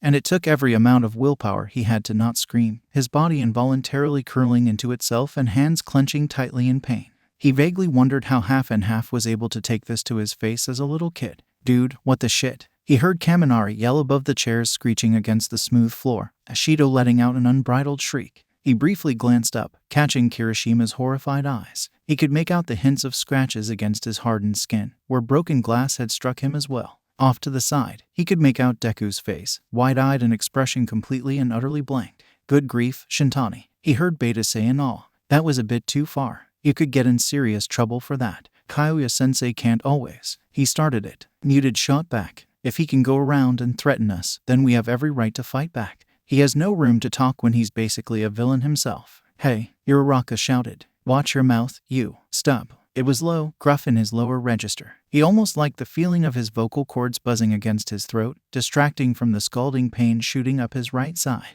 The air felt cool against his burnt skin as Kirishima made quick work of tearing off his wet jacket to minimize damage, revealing his reddened arm and a light stream of blood. Kirishima hissed against the heat biting at his fingertips, dropping the soaked fabric just a little too quickly. The searing pain became background noise to the roiling heat growing in his bloodstream, churning and writhing, rising up and out of his control. And despite the pure, constant familiarity he'd always had with anger and rage, this almost felt new. It was a quiet rage, seething, burning at the surface and barely contained. It sank deep into the recesses of his mind, festering and growing beyond his capability of understanding until it was all-encompassing, gnashing and roaring just below visibility. He could feel its manifestation, an aura almost visible to the naked eye as his heart pounded and his blood boiled like the water thrown against his skin. Someone once said that laughter was a reaction that the body had evolved towards stimuli that the brain couldn't fully process. It didn't matter whether or not the subject matter was actually funny. It was why people could laugh at the worst jokes or at the most inappropriate times. Why laughter followed behind the maddest, craziest of people. Sometimes, in the face of something you can't quite place, fear, shock, anger, it just might be the only thing left that you can do. So he laughed. It was a low chuckle, subdued, yet almost manic. A quiet sound that you might miss in a louder room. And yet, in that moment, one might think that it was the loudest sound in the world. He never saw the ghost-white expressions of inconsolable terror overtaking the sea of faces surrounding them. Nor did he see the shell-shocked looks of confusion or smothered hope amongst the heroic students of UA, or even the skeptical confusion of MCH. All he saw, glancing over his tense shoulder, was muted Red's apprehension, possibly the first time he'd backpedaled since the beginning of this whole debacle yesterday. He didn't know what his own face looked like, but he could only imagine that even he himself might have been intimidated by what appeared to be a man possessed. Is that how it is? He asked carefully, an almost otherworldly quality in his deceptively level, yet raspy voice. I'm the villain, yeah. You want me to play the bad guy? Is that it? He grinned wildly, eyes blazing and unrestrained. Fine, I'm the fucking bad guy. And with that, he turned back towards where he believed Kirishima still was, his overwhelming rage sinking away to fester, to be incubated and preserved until the awaited moment. He felt Kirishima's grip on him, solid but not tight, as he began to lightly pull him alongside him. Come on, man. It doesn't look like it's too bad. I bet it'll be an easy fix if we hurry and get to Recovery Girl. Yeah, take me there, he said coolly, feeling Kirishima stiffen against him. He could only smile deliriously. And get Aizawa while you're at it. I need to talk to him about something. Standing before Ground Beta in her hero costume, Uraraka felt oddly conflicted. The entirety of UA was present for this class, the heroics classes waiting at the site itself while the rest of the school and a select few news crews watched on screens from the main building. Apparently, this whole spectacle with MCH was a pretty big story, information of the event rumored to have been leaked by Principal Nezu himself. It was a relatively warm day for this time of year, several of her classmates choosing their summer costumes in celebration of the comfortable weather. As much as Uraraka wished that today had been a more enjoyable day overall to lift their spirits, at least there was something that she could be happy about. Standing here with the majority of her class, she was really starting to get worried about Todoroki. Ever since he'd met back up with everyone for heroics classes, he'd been quiet, which wasn't unusual for him. No, what worried her was his reaction to hearing about what happened in the cafeteria after he left. Though to be fair to him, she was just as mad. Boil, Yano had explained to her, near tears. It's Shintani's quirk. Anything he touches with all 5 fingers almost instantly rises to its natural boiling temperature. He's unintentionally caused a lot of damage in the past because he wasn't careful and melted something. I'm so sorry I didn't say anything. I knew he was up to something when he stuck his hand in that glass, but I didn't think he would. Uraraka had stopped her there, pulling her into a tight hug and gently rubbing her back in reassurance, because by the looks of it, literally no one in that room had been expecting the guy to take a breakable glass of scalding hot water and hurl it at Bakugou like a Molotov cocktail.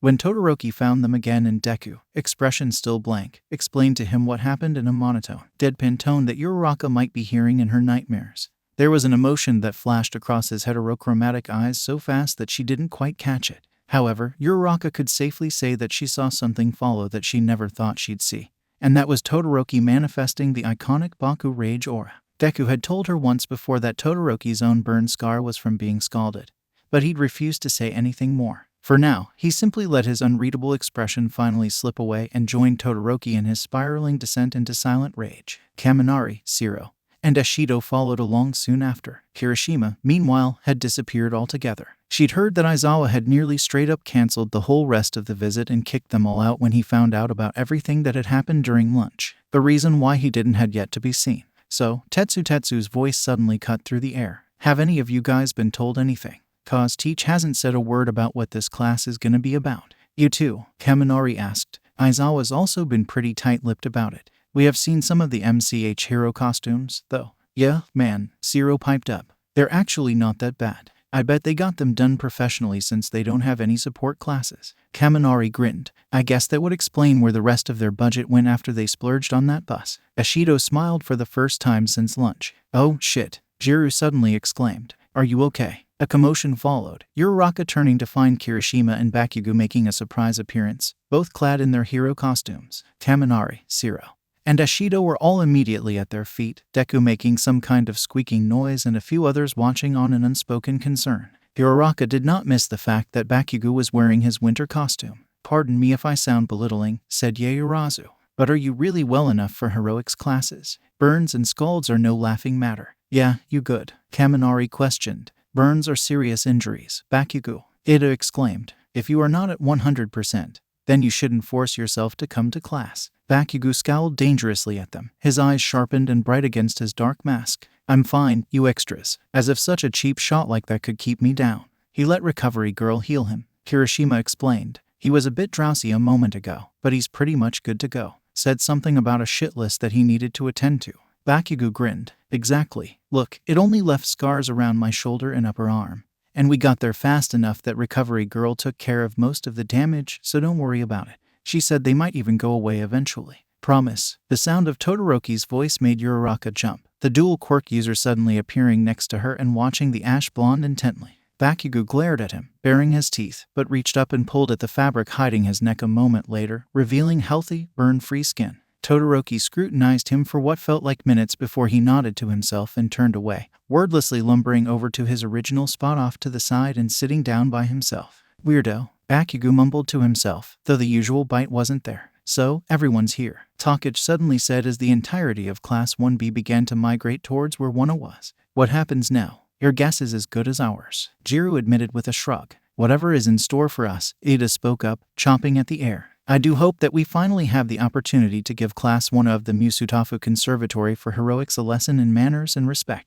Wow, you hear that? Zero chuckled. Even Ed is sick of these guys. Even I can only tolerate so much, he admitted solemnly. Oh, you think that's impressive? Kendo laughed. Monoma's actually been clambering for a truce with you guys. Half of 1A, Uraraka included, either choked on nothing or spat air. Why do we need a truce? I don't understand, Yaoyorozu said in exasperation. Don't worry about it, Jiru sighed, patting her shoulder. Okay, listen, Monoma shouted from behind his classmates. I have had it up to here with these people and I am willing to accept an alliance with the lesser of two evils and take on the common threat that is. He suddenly swiveled towards Bakugou. What was his name again? Shitani. Thank you. Best thing you've ever said. Now, who's with me? The majority of 1B and a few of 1A just looked scared. Look, I wouldn't worry about it, Bakugou said, a threatening smirk on his face. I think Aizawa has everything handled. I'm honestly pretty excited. Wait, Ashido yelled. Do you know what's going on? Tell me. Zero raised an eyebrow at her. You're not at all concerned about how ominous that just sounded. AAAALRIGHT, listeners. An overwhelmingly loud voice screamed through the speaker system,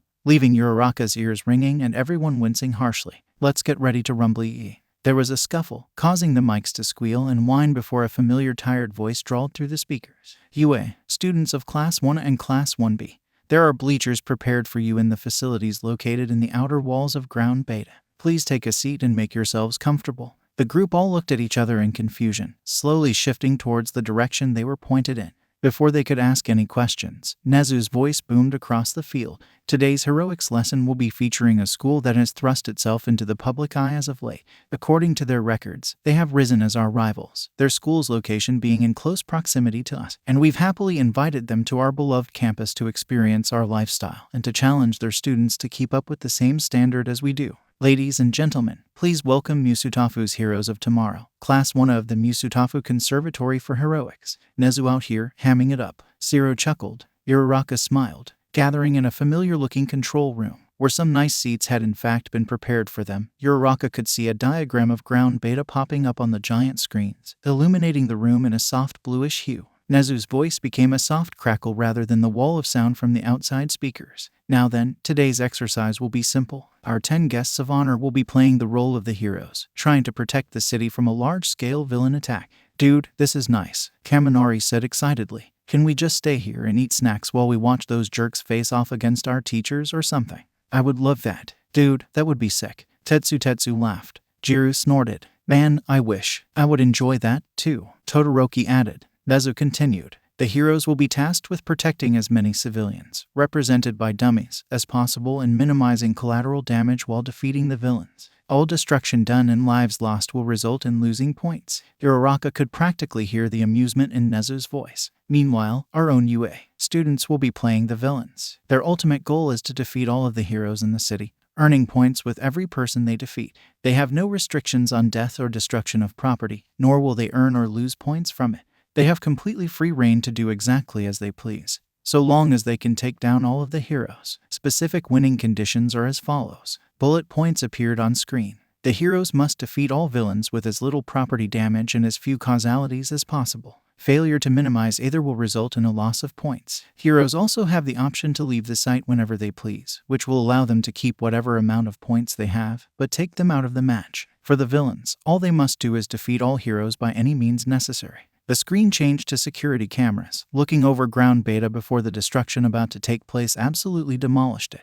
Now that the rules have been explained, I would like to give the mic back to Class 1A's homeroom teacher, the underground hero Eraserhead, for a moment. Confusion washed over the heroic students, sharing matching looks of uncertainty as Aizawa's voice came through. Ms. Kyoya, or should I say, the ringing hero, Tinnitus, we've known each other for a while now. We worked in the same office some years ago. A moment of silence, a microphone being handed off to the irritating heroine. What about it, Eraser? From one acquaintance to another, Aizawa said, I would like to propose a challenge. Oh yeah, she asked haughtily. And what would that be? The grin was so apparent in Aizawa's voice that a shiver ran down Uraraka's spine. It was like thunder. 10v1. A hush fell over the crowds on UA's campus and Uraraka's eyes widened, glancing around the group of young heroes surrounding her. 10 heroes, 1 villain. Aizawa explained. Your so-called prodigies versus one of our best. Uraraka finally realized that Bakugou was no longer there. Tinnitus, the MCH teacher, huffed. So-called. Those are fighting words, Eraser. Just know that you brought it upon yourself. Aizawa responded. Do you accept? Bring it, was her reply, and suddenly, Uraraka's heart was pounding. They're dead. Hiroshimi's voice cut through the silence like a butcher knife. They're all dead. Bakugou's not here. Ashido gasped. So wait, we're getting our show. Where's the fucking popcorn? Kaminari yelled. Dear Lord. Zero breathed, smiling wildly. The excited chatter began to rise as the others connected the dots of UA's master plan. All hell was about to break loose. Lose this match of all things and I will actually expel you. Bakugou laughed despite himself, a toothy grin on his face and hands on his hips as he sauntered down the road towards his assigned starting point alongside Aizawa, slouched and stifling a yawn to hide his obvious anticipation for the absolute war about to take place. And that's what this was to them. All-out war. So this is what it's come to. Beta had sighed. The 10 of them lined up to face him while Aizawa squared up with Nurse Dumbass. Tinnitus, was it? Never heard of her. TCH. Not my fault you fucks acted all high and mighty and now you're all gonna get your asses kicked on livestream. Ew well, Fancy Pants cooed, earning a nasty glare. And you just said that we're the high and mighty ones, yet you're already trash-talking like a barbarian. I don't want to hear that shit from you of all people. You've been doing nothing but trash-talking this whole time. Bakugou snarled. And I'm pretty sure I've earned my right to make fun of a bunch of egotistical wannabe sidekicks. His eyes zeroed in on muted red, watching on in utter disinterest. And you, he grinned. I'll be sure to send you home with a few burn scars of your own, courtesy of UA's beast of class 1 fucking of This Is War. Overlooking his competition, with only a couple of notable exceptions, he was pleased to see that most of them had an idea of what they were up against. What they didn't seem to realize was that he had no intention of taking it easy. And that was fully cemented when Doe Eyes of all people came up to him afterward, just before he left to take his position. Hey, we're friends, right? Bakugou had eyed her skeptically as she wrung her hands and stared at the ground. She suddenly seemed a lot smaller than she actually was, and the girl already only came up to his shoulders. I was wondering if, maybe, since I don't really want to be a hero, could you go easy on me? Absolutely not. She'd seemed genuinely stunned by both his reply and the speed he'd given it, running after him as he stormed off. Wait, did I say something wrong? If I somehow offended you, I'm sorry. Can it, do eyes? He grit out, turning to face her. You didn't offend me, and I have nothing against you, but I do not and will not give anything less than my best for any reason whatsoever. I've never done things in halves and I ain't starting now. The best thing you can do for yourself is to do the same. And he walked away. He didn't look back, so he never saw her reaction, but she didn't chase after him that time. Now here, striding alongside his homeroom teacher towards the starting line, he couldn't help the grin overtaking his face, excited energy coursing through his veins like fire. Don't lose your head, Aizawa warned. Intimidation is a power that you can abuse to your heart's content. But collateral damage is a means to an end. Your goal is to defeat all heroes in the vicinity by any means necessary. The quicker, the better. The goal is efficiency. Yeah, I got it. Walking out in front of the main gate of Ground Beta, Aizawa shook his head. I know you do, but a reminder never hurts. I said I got it. Don't worry about it. Aizawa rolled his eyes. The communication device in your ear is for you to contact me in case of an emergency, and only an emergency. Wait here until you're given a signal. You'll have a minute head start to do whatever you want before the others come looking for you. I'll let you figure out what that might be. Bakugou simply nodded, rolling his shoulders as Aizawa made his exit. Don't screw this up. I won't. He thought he saw Aizawa smile, but it was probably just his imagination. At first, Bakugou had honestly considered just going on a rampage and watching the world burn. But he ultimately decided to take a more tactical approach. The goal is efficiency, so he flew around as much of the cityscape as he could, mentally mapping out assigned building functions such as banks, hotels, restaurants, etc., as well as dummy locations, aka, civilian density in certain areas. He knew that realistically, he wouldn't be able to see his entire environment, but he might as well get a better understanding of exactly what he's working with. He just so happened to be near the hero starting point when his minute was up, watching from a distance atop one of the shorter skyscrapers as the MCH students filed in. Bakugou couldn't hear them from where he was, but he could see them just fine, and he was curious how their team dynamic worked. After having it pounded into his skull for so long, he'd started becoming subconsciously aware of it in those around him. It was unbelievably annoying, but he couldn't help but wonder. As it turns out, they had exactly none, immediately running off in ones and twos. Perfect. As much as he'd love to destroy them all at the same time. And he knows he could, this would be quicker, less of a hassle, and would ultimately make him and UA look better with the whole tactical approach and such. That, and despite Recovery Girl's help, his side was still sore from Shitani's earlier stunt. He knew quite a few of their quirks, knowing doe eyes, knife fingerses, the harpies, tentacle hairs, and betas, and having an idea of muted reds, sideburns, and plastic girls. Fancy pants and string hair were completely unknown, which was lovely because they are literally among the last people that he'd want catching him by surprise. With a huff, Bakugou took to the sky with a loud boom. Might as well get this shitstorm started. Wind whistling past his ears. It didn't take long for someone to follow the noise. A streak of black feathers zooming through the city a few streets parallel to him. From what he remembered, their Birdman had never particularly irked him. Sure, he kind of screwed with bird brain apparently, but the things he did were pretty tame compared to others. He could have a quicker death. The figure was gone in a flash, vanishing behind one of the buildings. Bakugou was immediately on high alert, not slowing himself down as he spun around and eyed the harpy now directly above him dangerously. His opponent attempted to dive out of the sky and dropkick him, but Bakugou easily dodged him, flipping himself around before starting back on his trajectory. Huh, you think you could knock me out of the sky with those puny legs of yours? They'd snap like twigs before you did any damage. The harpy let out some kind of noise of offense, reorienting himself. You will not outwit me, raid boss. I will be a hero. Whatever you say, chicken legs. There was an annoyed squawk as Bakugou made a sharp U-turn and zipped right past him, throwing his opponent's balance back off. It was easy to maneuver around these buildings at high speed, but he had to say, he was still impressed that Chicken Legs was keeping up, darting around and staying just behind him. With a smirk shot back at his pursuer, he suddenly dropped down, twisting and turning through the lower streets and around both obstacles and dummies alike. Every time he heard a yelp or curse from behind, he couldn't help but smile. And then he mentally slapped himself for being distracted and almost getting smacked out of the air by a long tentacle. He barely twisted himself out of the way, shooting himself upward as it made a grab for him. He hadn't even known that she could extend those things. And pretty stupidly far, too. At this speed, it was hard to see where Squid Girl was. But he'd rather not get grabbed by her of all people, thanks, after the whole display she'd made of herself in the cafeteria.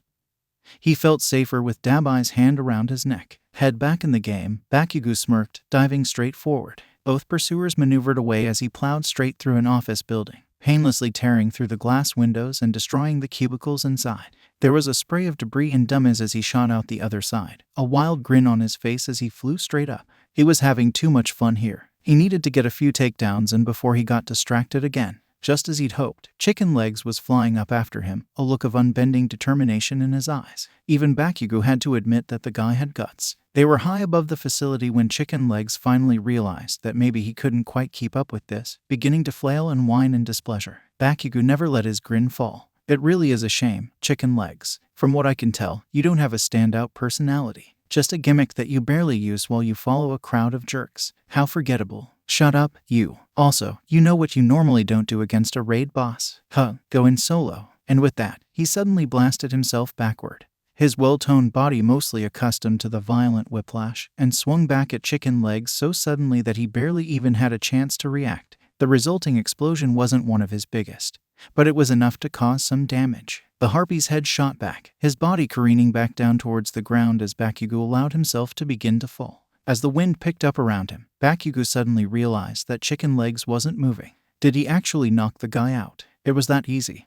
He's not sure how he feels about that. Shaking his head at the Deku-esque voice in his head demanding that he save the poor guy from falling to his death as quickly as possible, Bakugou launched himself forward and pulled the unconscious hero wannabe out of the air, holding him securely under his arm as he flew towards one of the ground beta exits. His landing was sloppy with only one arm, but he did the job regardless, skidding across the ground and unceremoniously dropping his cargo before flying back off into the fray. 1 down, 9 to go. If they're all that easy, this shouldn't take long at all. He's sure he was only in the air for 5 seconds before Tentacle Hair tried to ambush him again, her small frame only appearing in his peripheral for a moment before her tentacles came flying up after him. The way he had to twist and contort his body to slip past her at the speed he was moving was uncomfortable, but not impossible. Honestly, as much as he hated to admit it at all, this girl was being pretty serious about this whole thing and might have been a possible candidate for a high-ranked upcoming hero if she wasn't actually batshit crazy. And not like his own personal brand of crazy. No, like uncomfortable crazy. He doesn't want to deal with her right now. He'd prefer to fight her on his own terms. Flying over the suburban area of ground beta,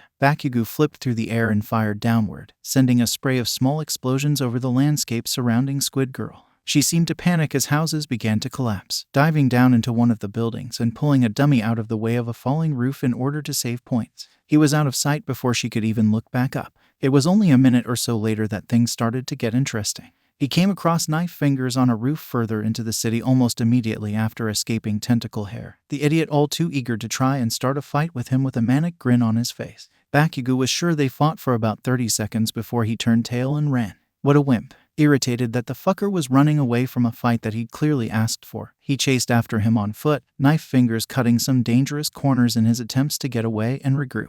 It was easy for Bakugou to bypass several of his shortcuts by making his own, blasting through wall after wall in his pursuit. Of course, Knife Fingers would end up getting lucky this time. What angered him the most out of everything was that he really, truly, honestly didn't see it coming. Only felt the impact against his back that knocked him out of the air, and he could feel his blood boiling dangerously just below the surface as he realized that fact, hitting the street with a thud. He was quick to scramble to his feet, eyes darting around and open palms outstretched to either side as he surveyed his surroundings. The crunch of glass underfoot caught his attention. He spun on his heel, closest hand thrown forward, and his eyes fell onto his newest opponent. Of course, the first person to catch him off guard, the first person to land an actual hit on him, and it just had to be fucking Fancy Pants. With a hair flip, he smiled at him seductively, waving his fingers at him. It sent shivers down his spine as more glass crunched under his boots. Bakugou ignored the strong feelings of discomfort and held his expression, a dangerous, no-nonsense scowl while he held his hand out steadily. Even now, he still had no idea what this guy's quirk was, which was putting him at a disadvantage. He was at a disadvantage. Unacceptable. Yeesh, Fancy Pants grimaced. Keep making faces like that and you'll get wrinkles. Yeah, well, keep showing your face in front of mine and you'll have a lot worse than just some wrinkles. Well, aren't you charming? He suddenly heard movement behind him, a bizarre sound like a mess of wooden blocks being lightly hit together, and he instantly had his other hand up, firing before he even saw his threat. The result was a spray of wood, plastic, and burnt strings as the thing, or things rather, fell to pieces. Bakugou's brows furrowed. Puppets! Something slammed into his shoulder with enough force to make him stumble. Vengeful heat roared through his body as he caught himself and faced back towards Fancy Pants. The smuggest look he's ever seen painting his face as he held his hand out and twitched his finger. The powerful blow against the back of his head actually made his vision blur, though it was red with anger a moment later. He let out a frustrated roar, his arm reeling back and palm crackling with hot, burning energy, and swung towards the overconfident asshat. Fancy Pants, in turn, seemingly reached up and grabbed the open air in front of him. And suddenly, Bakugou's arm was frozen in place. There was a single, solitary moment where a dose of panic infiltrated his senses, setting them on fire as he stared in stunned silence at his completely immobile arm, held in the air by seemingly nothing. "Oh, what's wrong?" Fancy Pants cooed. "Were you expecting to defeat us so easily?" "Well, yeah, actually." And he was still going to, thanks. He breathed slowly, forcing his pounding heart to calm down and his blood to cool. Moving blindly wasn't going to help, so if he just took a moment to get his bearings, he'd be out of this mess in no time flat. Plus, Fancy Pants over there seemed to be on a particularly high horse, so not only was he also not being careful, but taking him down was going to be that much more satisfying. Bakugou didn't believe that he was going to lose for even a millisecond.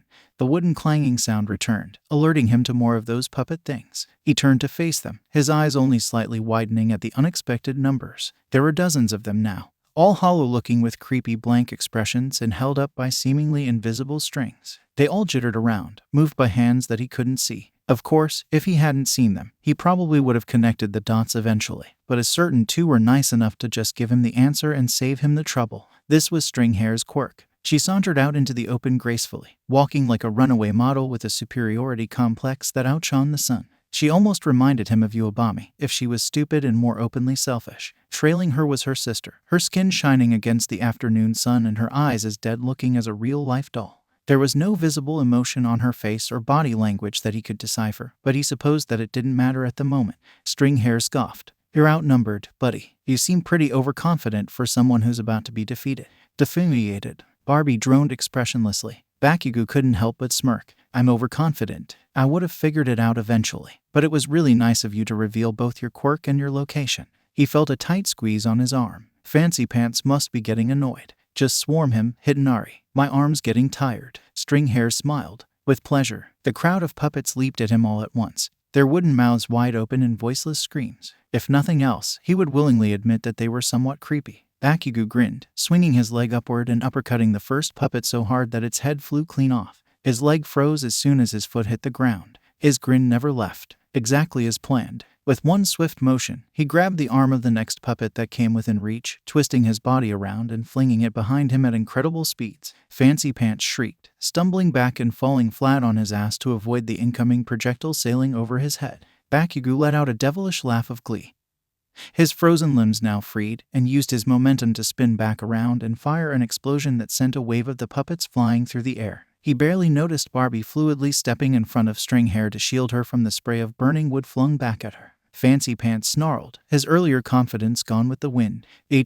How did you know that? That your quirk is controlling shadows?" Bakugou said smugly. "Well, not exactly that, but I get the idea. Maybe if you hadn't stood around gloating the whole time, I wouldn't have looked around and connected the dots." "Why you?" Fancy Pants's hand flew up, his shadow grasping onto the shadow of a box. In one swing, the box's shadow flew across the wall to his left, though now that he could see it, it was easy to leap right over it, the impact knocking several more puppets into the air. "Watch it," Stringhair shouted. "Well, shut up," Fancy Pants yelled in frustration, darting towards Bakugou's shadow below him. Bakugou wasn't sure if Fancy Pants could freeze people in the air with his quirk, but he didn't feel like finding out. With a fire in his eyes, Bakugou shot his hands down. Stun grenade. The world around him lit up like a fireworks show, Fancy Pants and Stringhair shielding their eyes while Barbie just kind of stared somewhere else. Fancy Pants let out a curse as Bakugou propelled himself downward, his boot slamming into Fancy Pants's face with a loud crunch. It was effortless to backflip off of him, watching with smug satisfaction as his boot threw the jerk's head backward violently, knocking him to the ground.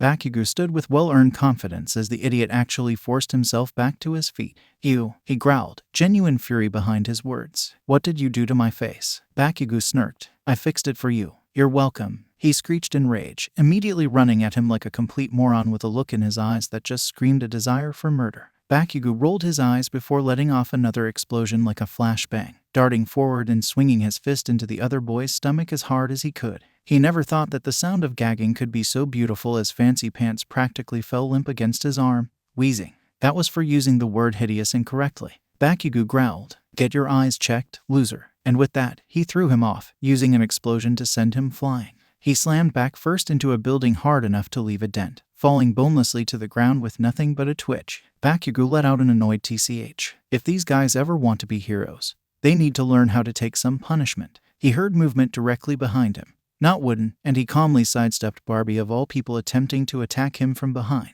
She seemed surprised, a silent "oh" escaping her lips before he turned and clotheslined her, earning a strangled yelp as she was flipped in the air and onto her back. It almost sounded like a hollow tube falling to the ground. "So, you think you're tough shit, huh?" Stringhair hissed, surrounded by an army of creepy wooden puppets. "I'm pretty sure I am, yeah." He smirked, eyes burning. From what he could remember, this was the first time that Stringhair seemed nervous, surrounding herself with a sea of puppets in a desperate bid to protect herself. It was like she was trying to shield herself from a bomb with drywall. He simply grinned, slowly approaching the horde with his hands tensed, open palms crackling with energy. The dozens upon dozens of puppets running at him were nothing but toothpicks to him, a single powerful swing of his explosion sending them careening through the air. "Are these wooden dolls all you can make?" Bakugou scoffed. "Talk about useless. Shut your damn mouth." She yelled back. "You're just jealous." "Yeah, that's it." "Jealous of what?" He laughed sadistically, now standing almost directly in front of her. "What could you possibly have that I don't? What could you possibly have at all?" "Everything, you son of a bitch," she screamed, swinging an open palm towards his face. It was a clearly futile effort as he caught her arm, pulling it away as he lifted his own hand and swung, the back of his hand connecting solidly with her cheek. She crumbled to the ground, clutching her reddening cheek as she quickly scrambled back to try to gain some distance. "You're a monster," she shot at him. "How dare you? How can you do this with a good conscience, you lunatic?" His smile was downright menacing, wild and uncontrolled like a forest fire. "I'm supposed to be playing the villain, remember? And villains aren't all that lenient in the real world.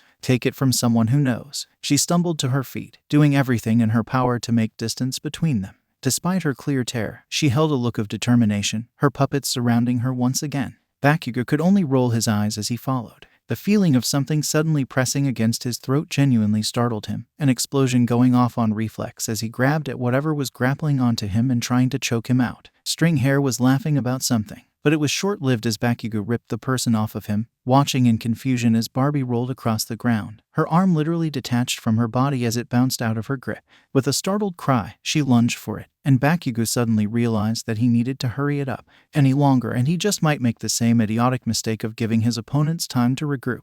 Not a chance. He jumped back, several of Stringhair's puppets chasing after him as he hopped from wall to wall, building to building, watching in amusement as the number of puppets just kept growing. Stringhair could make a dizzying number of these things at once, but they were just so weak. "Where do you think you're going?" she screamed. "Are you running away? Are you scared?" She was actually losing it. He distanced himself quite a bit from her horde at this point, a sea of wooden toys crawling through the streets of ground beta like pests.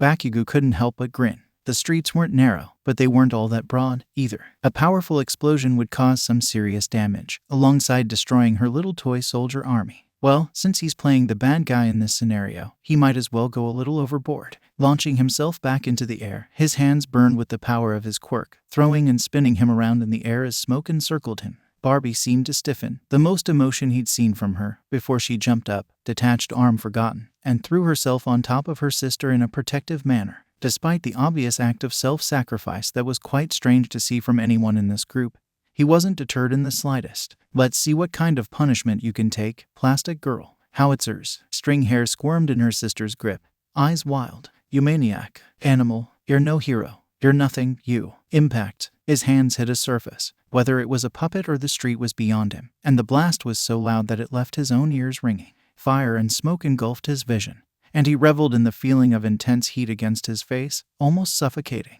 The sky practically showered wooden limbs and broken bodies as he sauntered through the flames and rising smoke. He didn't know what he looked like as his silhouette began to materialize through the smoke, but he heard a terrified gasp as he broke through the surface, a toothy grin and beady red eyes painting a terrifying picture. And Stringhair was on the verge of tears, sitting on the ground covered in soot and hair blown far from her face. He'd never felt such utter glee from a non-villain showing such pure, unadulterated terror towards him in so long. He almost missed seeing it in that moment. Villain face on. He aimed his glowing palm towards her, watching in satisfaction as she shrieked, fighting to get to her feet as she ran as fast as she could towards the nearest exit from ground beta. He had to fight to not laugh out loud, his body practically vibrating with excited energy. He had a feeling he might be enjoying this way too much, but he doubted that anyone really cared this time around. Dropping his demon smile, he glanced over at the unconscious form of Barbie doll, left behind by string hair in her frantic scramble to save herself from a fiery, painful death. Her back was somewhat singed, but nothing too serious. One of her legs had been knocked off of her body as well, stuck in a store window off to the side.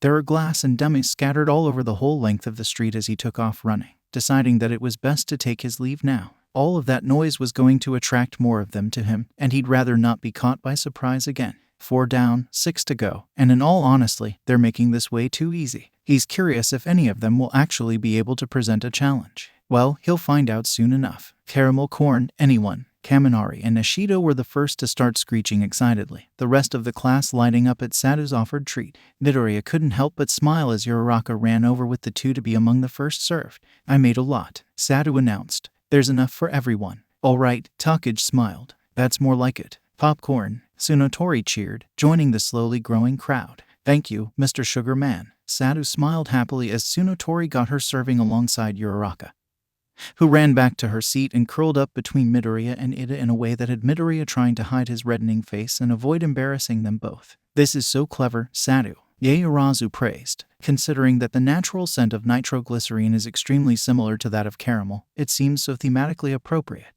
Sadhu stared at her blankly for a moment, blinking dumbly at his beaming classmate before shaking his head wildly. Oh yeah, that was it. Haha, gotta show my support somehow, am I right? Midoriya heard someone snort in response, but no one said anything further. From there, he was almost completely invested in what was happening on screen.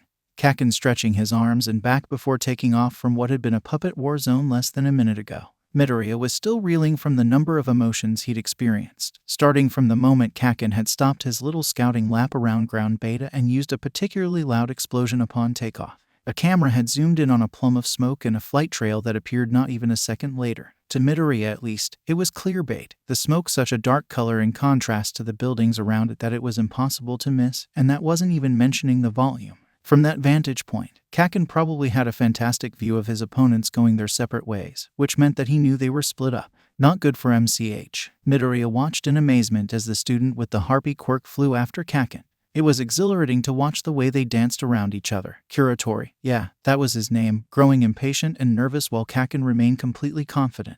In fact, he almost seemed like he was having fun. Half of the class had either tensed up or let out some sound of surprise when Mizukami's tentacles shot up after him from below, like a predator springing a trap on its prey. The fluid motion in which Kaken slipped past her looked almost effortless, but Midoriya knew from experience that contorting your body in that fashion could be both difficult and painful. The speed at which he was moving probably didn't do him any favors, either, and yet, he didn't even break a sweat. Kaken really was amazing. Easily shaking it off, he literally took a swan dive through an office complex as if it were a swimming pool, the spray of glass making several people curl up, and suddenly shot himself upward so fast that it was like watching a NASA rocket launch. Midoriya found himself feeling bad for the harpy quirk user as he desperately flew up after him. Uraraka had put a hand on her neck in what was probably sympathy as Kaken almost instantly changed his direction, flying backward and slamming his palm into Kuratori with a decent-sized explosion that earned some strong vocal reactions from his classmate.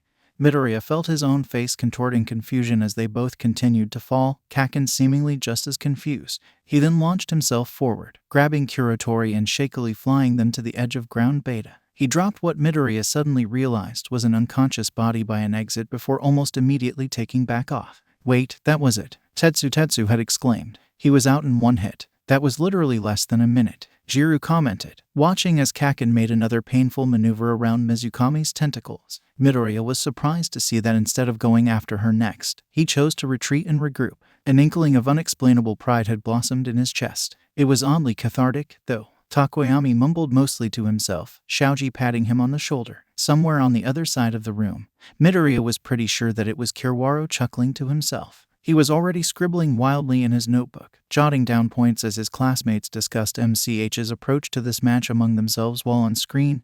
Kaken was fighting Tetino, the knife finger guy. It was true that going after Kaken alone was a bad move, which was why splitting up confused Midoriya to no end.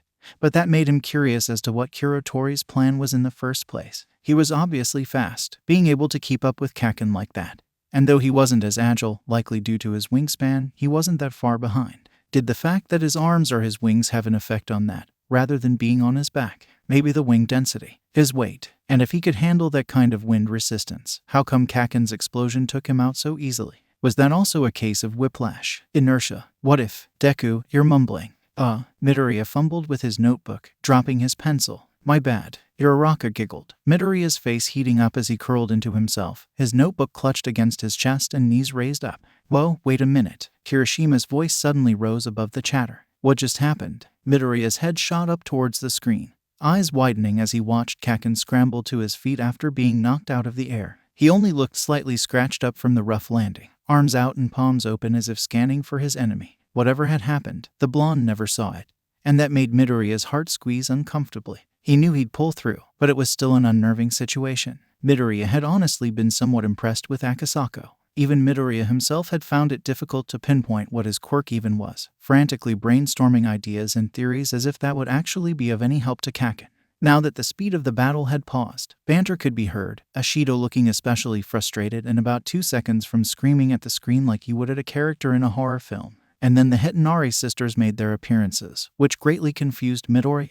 From the looks and sounds of things, the String Sisters' quirk involved the puppets surrounding them, but it seemed like such a perfect ambush quirk. Why would you reveal your position and your quirk in the process? It wasn't hard to figure it out when he knew almost everyone else's quirks already, but he hadn't known where she was until she'd shown herself. Such a strange decision, and it turned out to be their undoing. At first, Kaken's first attack seemed to make things worse, his leg being held in place like his arm. But Midoriya realized his thought process only a moment later when he realized what Akasako's quirk was. From the looks of things, he could make 2D shadows interact with the 3D world, the thing that originally knocked Kaken out of the air being the shadow of a crate. The shadow of Akasako's hand was what was holding Kaken's arm in place, his other one reaching out for his leg after he'd kicked that puppet's head off. As it turned out, that was a bait. Both of Akasako's hands occupied so that Kaken could attack without worrying about being stopped.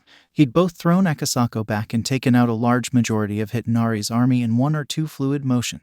Obviously, Kaken had figured everything out just fine on his own. From there, it was a matter of keeping Akasako away from his shadow, Kaken using a stun grenade to blind him before dropkicking his face with enough force that Midoriya was impressed it didn't knock him out. Ew, what did you do to my face? I fixed it for you. You're welcome. Ashido and Jiru both let out some kind of victory screech, several 1B students and Kaken's friend group all bursting out laughing as Akasako lost his temper, charging at Kaken as if that was ever a good idea. One more explosion and a bullet punch to the stomach later, it was pretty much over. That was for using the word hideous incorrectly. Get your eyes checked, loser. The applause had been deafening. Kirishima, Kaminari, and Cyril all dragging Ashido into a tight, jovial group hug. Hitanari had lost her mind after that, uselessly throwing her puppets at him and shouting every insult she could hurl at him. A couple of them found themselves digging under Midoriya's skin and making him squirm, but Kaken was completely undeterred. Even Midoriya had to admit that Kaken straight-up pimp slapping her was kind of satisfying. He knows that Ashido and Jiru were absolutely losing it. A howitzer's impact might have been a bit much, but Midoriya understood what he was trying to do. A show of dominance rather than a genuine attack against her, and in a way, running away like a coward was more humiliating than being beaten into the ground. In any case, it had been an absolute massacre. Meanwhile, the rest of them are all here eating some of the best caramel corn that Midoriya's ever had in his entire life and enjoying quite a display. Man, I'd been kind of jealous that Bakugou got to be the one to fight them, Tetsu cheered. But this is too good. I think that's why the teachers chose him alone. Even though 10 of any of us would be considered fair. Asui mused aloud. Consider this. What would make a school of heroes look worse? Losing against the same number of people or losing against one? It's like how we were all defeated by Mirio, except that it's someone in their year instead of a third year and their heaviest hitters are there, too, Kiro. Zero laughed. Hey, I'm all for just sitting back and watching Blasty wreck some fools. I'm not even worried. This has been sick. Midoriya heard Monoma scoff. Of course, they would immediately choose someone from Class 1 for this. Anyone from 1B would do just as well, I tell you. I mean, you're probably right. Takage said. No one said he wasn't. Jiru shrugged. Anyone from 1A could probably do it, too. But you know what Bakugou doesn't have that the rest of us do. Everyone looked at her questionably while Jiru smirked. Mercy, I'm willing to bet that all of us in this room would have too much of a heart to fight them like how we'd fight each other, especially when some of them are clearly not at our level and would get absolutely destroyed. She pointed at the screen. Meanwhile, he literally just went at a girl with some puppets for a quirk with a fucking howitzer's impact. She makes a valid point, Takage admitted with a shrug, though Monoma only grumbled to himself. Midoriya simply stuffed his mouth with caramel corn and pulled out his notebook again. waiting for the next encounter. He found it curious that through the entire simulation so far, he hadn't seen Shintani or Yano once. It was literally seconds after takeoff that Bakugou spotted Beta trying to spy on him. He wasn't sure what good that would do him, but that's what he seemed to be doing. Beta hurriedly disappeared behind a building, a floating gray platform fading away just behind him. Bakugou was quick to give chase, Beta's face morphing into that of terror as soon as he looked back and realized he was being followed. He had to admit, out of every weirdo he'd had the displeasure of meeting from this class, Beta confused him the most, constantly flip-flopping between a peacekeeper and a catalyst. Wasn't this the dick that tripped Deku down the stairs? Considering that you could easily die from breaking your neck in a fall like that, he's not even sure he'd have done that back in middle school. That would have destroyed his permanent record, had it gone wrong, and he wasn't stupid enough to risk that. He was a bully, not a murderer. Still not good, but easier to live with. Running along the high building rooftops after him, Bakugou had to try really hard not to laugh as Beta ducked around different buildings and dove across alleys as fast as he could, as if that would help him whatsoever. He could only use his quirk to walk across open spaces. He wasn't even that fast. And he looked absolutely terrified, like he finally realized his mistakes, or at least what kind of people he was antagonizing from the beginning, and was running from the consequences as if his very life depended on it. A personification of karma just a few steps behind him and out for blood. The feral grin splitting his own face in two probably looked demonic. He was pretty sure he'd landed on the roof of a cafe of some kind when he felt the entire building lurch forward and almost throw him over the railing. "Oi!" Beta suddenly shouted, looking over the edge of the building across the street from him with a panicked expression. "What the hell do you think you're doing?" The building shook again, and Bakugou ran to the edge and peered over. What he found was what looked like a bipedal wolf, with the exact head of one, giant hands with claws the size of his tusk-like teeth, and so much fur that his hero costume was partially hidden under all of it. Judging from the color of his fur and the way it wove around his face, Bakugou was pretty sure this was Sideburns. And he's a werewolf, apparently. Fascinating. "Where is he?" Sideburns roared, the foundations of the building giving out and forcing Bakugou to jump to the next one before it could topple over. "Tiga!" Beta screamed. "There are people in there. So what? They're just toys." And with that, the building crumbled to the ground. Bakugou was almost impressed with the show of strength, but at the same time, almost in shock at the display of apathy towards civilians. Bakugou himself didn't have all that much room to talk, but toys or not, at least he didn't kill people. Also, being caught in a building collapse wasn't fun. He and Ashido could tell this prick all about that. The rooftop shifted again, Sideburns tearing at the next building he'd found himself on, and before Bakugou knew it, he was leaping from building to building as they fell to the ground behind him in his pursuer's rampage. Each collapse behind him both sent shivers down his spine and was music to his ears. The subtle thrill in his veins put a smile on his face. "Tiga!" Beta continued to scream. "Tiga, you're killing people." Beta paused, pressing his hand against his ear. And Bakugou suddenly realized that they actually had communication devices. He blinked dumbly at the realization, stunned, almost impressed even, with how uncoordinated they were in that light. Even without that advantage, he and his squad, as they loved to call themselves, were usually on the same page while on the field, depending on his mood. It was the same with Deku, weirdly enough. "Are you sure?" He heard Beta yell into his device, another building biting the dust as the force field quirk user made his way towards street level. For a moment, Bakugou couldn't help the confusion that painted his face, and then the roof suddenly caved in. It happened so fast that he only had time to react after the fact, throwing his momentum forward as the many floors below him succumbed to the increasing weight being dropped on them. With barely any solid ground to stand on, he broke through a window on one of the upper floors, finding himself several stories above a small alleyway, windows shattering and walls eroding and crumbling around him. The air was polluted with the dust of the buildings falling behind him. Vision compromised and adrenaline running high. He reacted purely on instinct when a shadow flew past him, sending a small explosion in the direction it disappeared in. It was small, possibly a bird or drone, but the hairs on the back of his head were standing on end. Because something in his very heart and soul was screaming at him that he'd just flown into a trap. And then something coiled around his ankle and the first thought that ran through his head was, "Fuck, I really should have taken out Squid Girl first." He couldn't see anything and he had absolutely no clue where she was. So rather than firing blindly as the tentacle yanked him downward, he threw his arms over his head, guarding himself to the best of his ability as he was pulled into and thrown through another building, feeling several impacts against his body before he hit a wall back first that didn't give way under his momentum. He was dizzy from the unexpected whiplash, but not enough to be completely thrown off of his game. He could make out broken tables and chairs scattered across the room, Only one or two dummies with him and a distinct lack of cameras. Obviously, not every nook and cranny in ground beta could be monitored, and apparently, this was one of those spots. The destroyed furniture made a perfect pathway painting his descent, the wall he'd broken through barely holding up the ceiling above him. To the right of it was a huge counter, surrounded by broken bottles and glasses. Bakugou's eyes only widened minutely. He was in an old rundown bar. What were the chances? The tentacle around his ankle disappeared, replaced by two wrapping tightly around his gauntlets. He couldn't help but wonder if he should get them upgraded as he was pulled up to his feet. Maybe some way to slip out of them in emergencies, like when an accident, or even better, a villain, has him pinned and he can just slip his arm through and launch a surprise attack. Maybe a button, or a switch, something that he wouldn't hit accidentally, so that they don't suddenly fly off of his arms during a fight. That might be a good future upgrade. Speaking of his gauntlets, he hasn't used them yet. They're full right now. The floorboards creaked. Bakugou turning his attention from his trapped gauntlets, currently forcing his hands above his head, to Squid Girl standing in front of him, the smuggest look on her face as she bounced on the balls of her feet.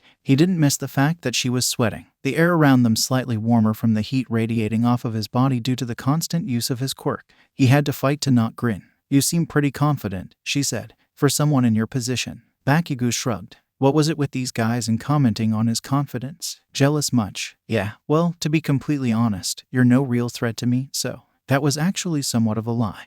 But as if he'd show any weakness in front of this whack job. He'd rather openly cry in front of Deku. Squid Girl hummed, inching closer to him. "I like that. I think confident guys are really hot." "Oh, wow, okay, fuck that. And I'll be honest. I'm totally into the whole bad boy thing, too. Fuck that in a million ways." He didn't know if he should be relieved or horrified that there are no cameras. He masked his discomfort, putting on a bored scowl instead. "Hate to break it to you, Splatoon, but I'm not into creeps." She pouted childishly at that, but she then smiled sweetly and stepped even closer. "So you're hard to get, then?" She was directly in front of him now, sickening smile, uncomfortable giddiness and suffocating atmosphere. Somewhere in his mind's eye, he was still in a bar, dimly lit, hands encased in front of him, and a girl with sharp eyes and matching teeth always hovering around somewhere in the dark, looking at him as if he was her favorite midnight snack. He involuntarily shivered. He was pulled out of his haunting memories by the feeling of a tentacle rubbing against his neck and trying to force its way down his shirt. Yeah, no, absolutely not. Fuck that, and fuck this bitch in particular. She's about to die within the next 5 seconds, and it's going to be glorious, and he will cherish that moment. He'd gained strong grips on both of his pins, since the idiot didn't bother holding his arms further apart, and he could already smell the incoming scent of charred seafood. Using their proximity to his advantage, he threw his leg forward and twisted his foot behind her knees, knocking her forward. He ignored the nausea rolling in his stomach as soon as she fell against him, hiding it under a confident, toothy grin. "This close enough for you," he growled, yanking both pins from his gauntlets. The explosion was deafening, sending the ceiling above them flying into the air. The rest of it and the walls around them toppled to the ground, sunlight streaming through the billowing dust and smoke. Bakugou basked in the familiarity of the rising heat, relishing the sound of coughing and gasping a few feet in front of him. Squid Girl had been sent to her knees facing away from him, having been blown back by the shock wave. Her entire body was drenched in sweat, causing dust and soot to cling to her damp skin. She gasped against the intense heat, her hair somewhat shriveling up in the uncomfortable atmosphere. She crawled for the nearest exit, her head below the layer of smoke as she coughed. Bakugou only snorted at her, nonchalantly raising his hand and firing a weak shot at her back, throwing her forward with a scream. "I don't know what it is with you guys and celebrating early, but that's the second time today. Not a good look for you." He glanced to his left, hearing wild howling in the distance, before he looked back at the shaking girl now curled up on the floor one last time. "Also, do yourself a favor and learn some damn self-control. I should not have to explain why." And with that, he ran for the hole in the wall, skidding to a halt and looking back for a moment. There were at least 2 dummies in the room with them, both having somehow missed the majority of the damage. With an amused smirk, he ran over and grabbed both of them, throwing them under his arms and not bothering to watch where he was going as his boot dug into tentacle hairs back on the way out. Boom. "We're back in business, baby." Aizawa's head snapped back towards the screen at Mike's voice, the underground hero letting out an aggravated sigh as his student reappeared, 2 dummies under his arms and his signature smirk firmly plastered on his face. "Well, there he is," Midnight huffed. "Where did he even go? He vanishes without a trace for almost a minute and then suddenly, explosion." Aizawa hummed, eyes never leaving the screen as Bakugou found Kiga, waving the dummies at him and claiming he had hostages while Kiga just screamed and charged him anyway. Bakugou made sure to drop a dummy as he dodged his attack, watching with sadistic glee as the dummy and that many more of MCH's points were torn to shreds. Aizawa had to fight the twitching in the corners of his mouth. The kid was actually having fun with this. It's more likely than you think, Nezu said coolly, sipping his tea. Always one step ahead of the enemy. You can all thank me for my genius now. Midnight and Present Mike both laughed, but Aizawa was too fixated on a small detail on screen to pay much attention to them. Mizukami, the squid hair girl, stumbled out of the destroyed building that Bakugou had just emerged from, looking as if she'd swallowed a grenade, and fell to the ground after only a few steps, practically unmoving.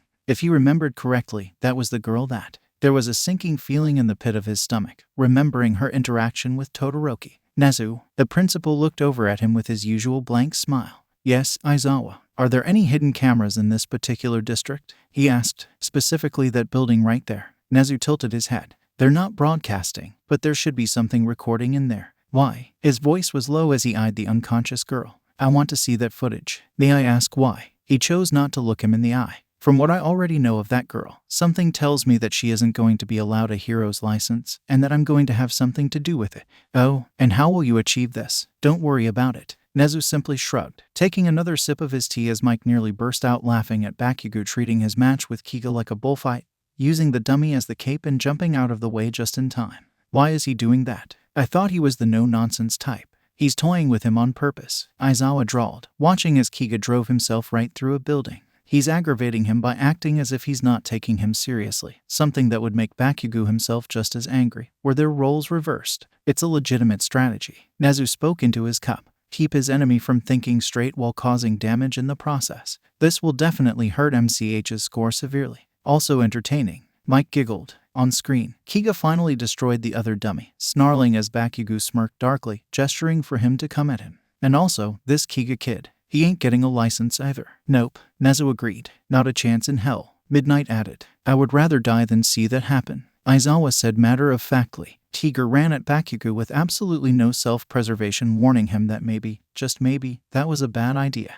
Bakugou positioned himself for an AP shot, but aimed down at the last second, sending a spray of cement and dust into the air as the shock wave threw Kiga flat on his back. Quickly, Bakugou jumped on top of him, pressing his hand against the werewolf's face and setting off a massive explosion that cracked the asphalt under them. Aizawa grinned as Bakugou stood up, stepping away as Kiga weakly swatted at him. After distancing himself several feet and giving a disinterested look over, he wordlessly sent another AP shot next to him, hurling him into another building.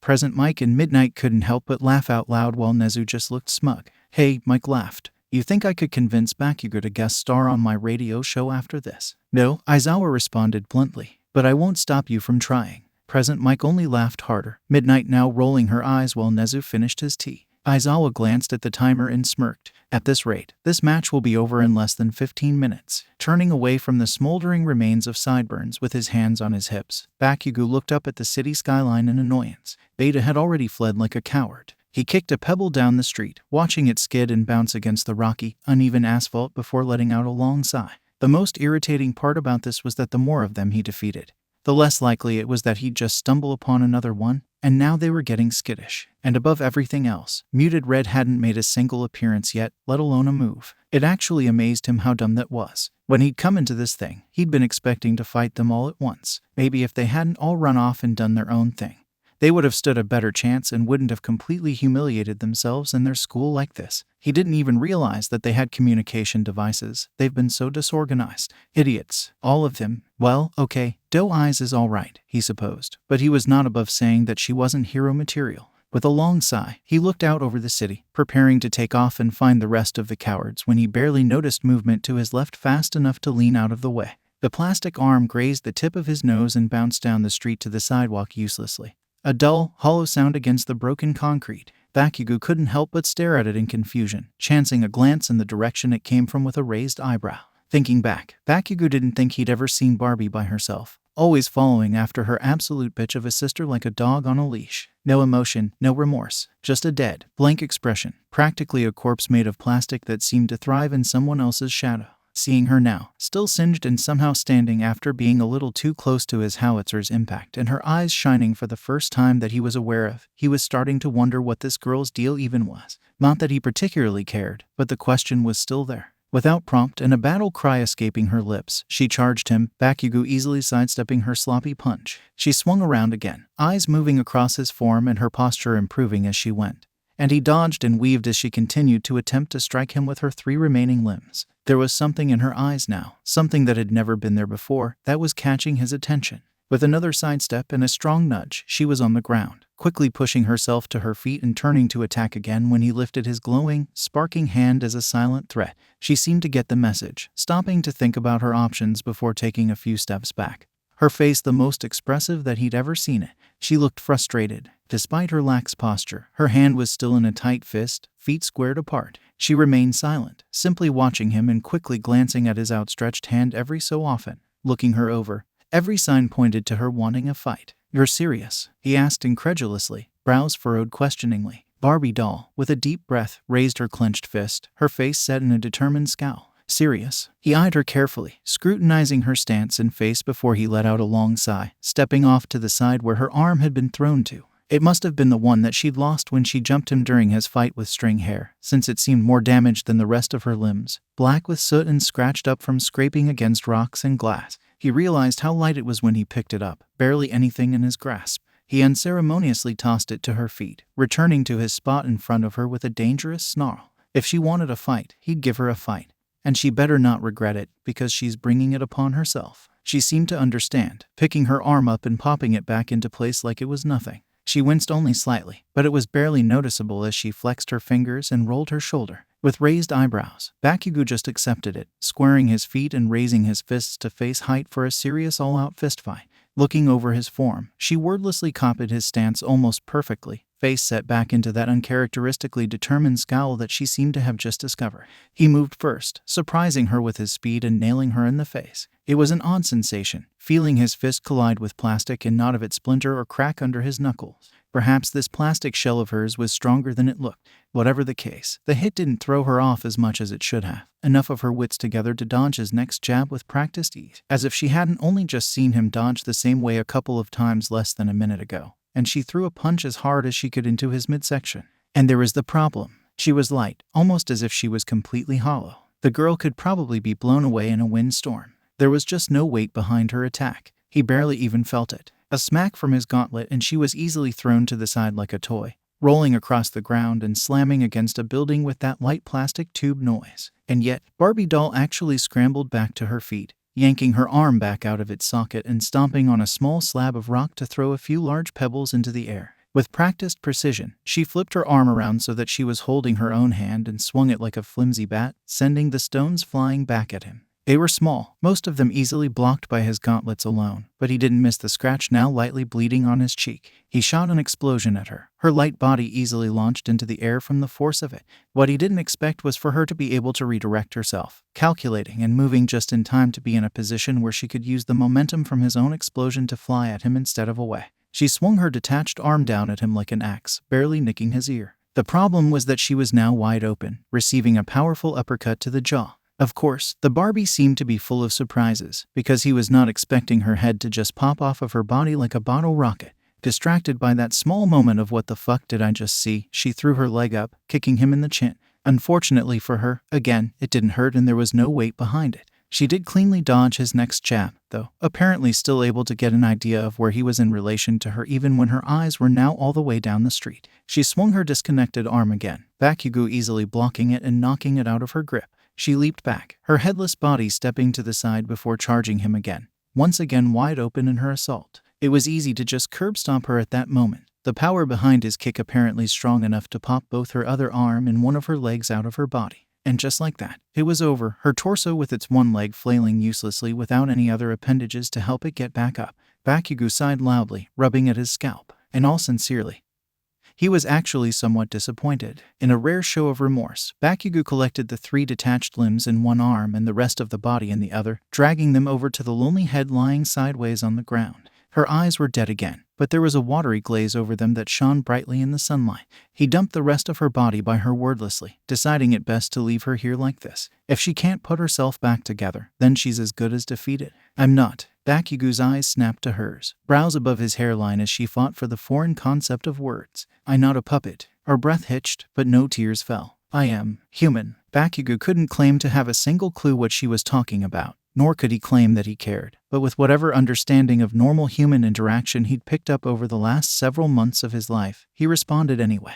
No one said you weren't. Nothing in her expression changed, staring at nothing with far-off eyes. Bakugou groaned in irritation. Listen, I'm not one to throw around words of encouragement or whatever, but out of every single fuck in your class, from your awful sister to that failure of a class rep and even the blonde-haired girl, who is somehow a decent human being, you are by far the most qualified I've seen out of you lot to be a hero. I don't know what that means to you, nor do I care, but it had to be said. He turned away, not bothering to gauge her reaction. If you want my advice, stop following string hair around and go be your own damn person. He left without looking back. This wasn't even fun anymore. Bakugou was ready to just end this for good. If he had to make a guess, he'd say that coward Muted Red was hiding somewhere obvious, waiting to confront him himself after the explosion quirk use had been tired out by his teammates, whom he basically left on their own to get slaughtered one by one. Four Eyes was a way better leader. Deku was a way better leader. He'd rather let him call the shots any day. For the sake of being petty, Bakugou made sure to destroy whatever storefronts and crowded areas he came across, smirking as dummies and debris flew through the air and scattered along the streets behind him as he walked. These guys have pissed him off enough for an entire lifetime, so making extra sure to drop their points beyond saving was worth it, even if Sideburns probably already did the job for him. Before he knew it, he found himself in a city square in Ground Beta, a large, colorful building standing almost directly in front of him and close enough to the nearest exit from Ground Beta that any coward could easily hightail it from here. It was such a cliché location for a final battle, the top floor seemingly built only for viewing purposes as if this was a real city with the need for tourist locations, that there was no way that this wasn't where Shitani was hiding all this time. In fact, he could see Beta peering through the window at the top from here. He grinned and waved, reveling in sadistic glee as Beta blanched, vanishing from his sight. It was practically a hop, skip, and a jump, launching himself into the air and crashing through the giant window in a crouching position that he knew looked just as badass as he felt doing it. The slow clapping took the fun out of it, only serving to remind him of the people he was dealing with. He stood and crossed his arms, glaring at the two boys on the other side of the room. Beta looked rightfully nervous, hands near his face, an expression grim while Muted Red stepped forward. I'll be honest, Muted Red said. I didn't expect you to get this far. That just goes to show how up your own ass you are. Bakugou responded coolly, his hands itching for a fight. He couldn't even remember the last time he wanted to sock someone in the jaw so badly. Muted let out a TCH. Cocky as always. Arrogant with no self-control, just like the kid I saw at the UA Sports Festival. Bakugou wordlessly shot an explosion at him, watching with a bored resting bitch face as Beta stepped in front of him and blocked it with his force field. Surprisingly, it seemed to be an effective move. My point exactly, Muted said with a shrug. Only a true villain could manifest such murderous intent. I'm supposed to be playing the villain, you fuck, Bakugou snarled. And I know you're just trying to get a rise out of me. Muted ignored him. Maybe you should have stayed with the League. Bakugou clenched his teeth dangerously, canines showing and eyes practically glowing with ferocity. He held his tongue, not willing to give him the satisfaction, and began to step forward, hands crackling with blistering hot energy. And Muted Red grinned. This is the end. Now, I'm sorry. Bakugou's eyes widened at the sound of Do Aiza's voice, gaze whipping around in time to see a glaring light nearly blinding him. He hissed, covering his eyes and turning away from the gates of heaven opening up in front of him and shining directly in his face like a spotlight on high. His entire world, even behind his eyelids, was bathed in white. Rikia, go. Muted Red yelled, two pairs of footsteps scattering to opposite sides of the room. Bakugou didn't know what they were planning to do next, but he wasn't keen on taking his chances and waiting to find out. He knew where Do Aiza was, but she was close to a window, so firing an explosion at her could easily send her flying out the window and to her death. Blindly running at her might not help either, since even though he couldn't see, and the other two probably couldn't either, she could. He didn't know how much more light her eyes could handle compared to normal, but he had a feeling that she had a limit. I don't always have the best control over it. My emotions always get the better of me, you know. Two could play at this game, slightly adjusting his mask to cover his eyes. He stepped back, away from where he'd heard footsteps last, and threw his hands forward. Stun grenade. Even with his mask covering his eyes, the world was blinding, Do Aiza's quirk amplifying the light from his attack to impossible levels. All three opponents let out shouts and expletives of pain, Do Aiza sounding muffled against the hands likely covering her face. In an instant, Bakugou leaped forward, elbow out in order to maintain momentum despite not knowing Do Aiza's exact distance from him. He collided with her stomach, a pain gasp escaping her lips as she heaved, knees giving out as she collapsed in a heap. And just like that, the lights went down. Bakugou put his mask back on straight, his vision spotty from the assault of light rendering him almost completely blind. From what he could see, Do Aiza was on the ground, unmoving. He honestly wasn't surprised that she went down so easily, as uninspired as she was as a hero. He hoped for everyone's sake that she wasn't forced into it in the end. Vision returning to normal. Bakugou couldn't help but love the look of frustration and anger on Muted Red's face, like he thought that his plan was foolproof and was about to have a tantrum like a spoiled brat who wasn't given a bike for his birthday in the exact color he wanted. "Damn it," Beta muttered, rubbing at his bleary eyes while trying to gain as much distance from Bakugou as possible. At least it could be said that he had some semblance of common sense. Muted Red grinned. Bakugou wasn't sure why his mind immediately zoned in on that, but his adrenaline spiked when he felt an impact against his shoulder, a sudden cold sensation washing over it. He winced at the sharp pain that followed, his hand reaching back and feeling 3 small metal objects buried in his flesh. With an annoyed growl, he glanced behind him, eyes landing on a figure on the roof of the building next door, and suddenly, he realized that he'd actually forgotten one. He'd actually forgotten about Knife Fingers. With his wild, crazed smile, and apparently he could detach and shoot those knives of his from his hands like a fucking skink's tail. Not that it mattered. It was only a mild distraction. He didn't know if the guy had actually believed that a couple of needles stuck into his skin could stop him. But Beta must have suddenly had a surge of confidence, rounding on him with his shield out in front of him. It was embarrassingly easy to swing around and catch his arm mid-swing. Eyes wild and grin feral as Beta seemed to realize his mistake a moment too late. Backed by the power of his explosions, Bakugou's fist plowed right through the shield, colliding with Beta's face hard enough to break his nose and knock out a tooth or two as he bounced across the floor and skidded to a stop, his face a bloody mess. Within the next second, Bakugou had already turned, hands positioned for an AP shot as Knife Fingers seemed to realize the danger he was in and turned to run for it. Bakugou's aim held true, his shot exploding the edge of the building and the shockwave sending the idiot flying into the air. From the looks of it, Knife Fingers' head slammed into the staircase door to and from the roof hard enough to knock him out. 2 down in 3 seconds flat. He just couldn't help the shit-eating grin that took over his face. The footsteps behind him set his blood on fire. He spun around so fast that he even surprised himself, grabbing Muted Red's outstretched arm and jamming his knee into his stomach. The sound of gagging was literally music to his ears at this point as Muted stumbled back, clutching his stomach in pain. "You wanted a fight, didn't you?" Bakugou taunted, leaning forward with his arms outstretched. "What do you think you're even doing? Come on, hit me." The look of genuine anger painting Shitani's face was beautiful as he tore at him. Fists clenched, Muted swung at him with admittedly decent posture, barely nicking Bakugou's cheek before taking a metal knee guard to the chin. Bakugou then slammed his gauntlet into his side, sending him rolling on the ground before he regained his stance and jumped up with practiced speed. Muted spat to the side, his expression set in a determined scowl, and hair hanging over his face. Bakugou barely noticed the distant sound of ringing as Muted straightened up, stance squared in preparation for a real fight. Bakugou somehow doubted that this would last very long. The ringing hit a crescendo and suddenly, Bakugou was nearly deaf. He cringed harshly at the sound suddenly making his head ache from that morning flare-up with a vengeance. His vision slightly blurred as he covered his ears, almost stumbling as he stepped back. Whatever was happening right now, it was making everything hurt and the ringing was so loud. He didn't miss the movement in front of him, blocking the first punch that came at him and dodging the second, but the third came through, striking his temple hard enough to make his vision go spotty for a moment. In a necessary bid to gain some distance, Bakugou jumped back, aiming an explosion almost directly at his feet. It was enough to both send him skidding backward on his feet and throw Muted into the wall behind him. Hand on his forehead, Bakugou exhaled slowly, his head pounding and ears still ringing. He couldn't exactly place what was happening, but he didn't give a damn. This would only be a minor inconvenience. He'd make sure of it. Kirishima's eyes widened. Something's wrong. Looks of concern were exchanged across the room as Bakugou seemed to stumble, clutching his head and wincing in pain.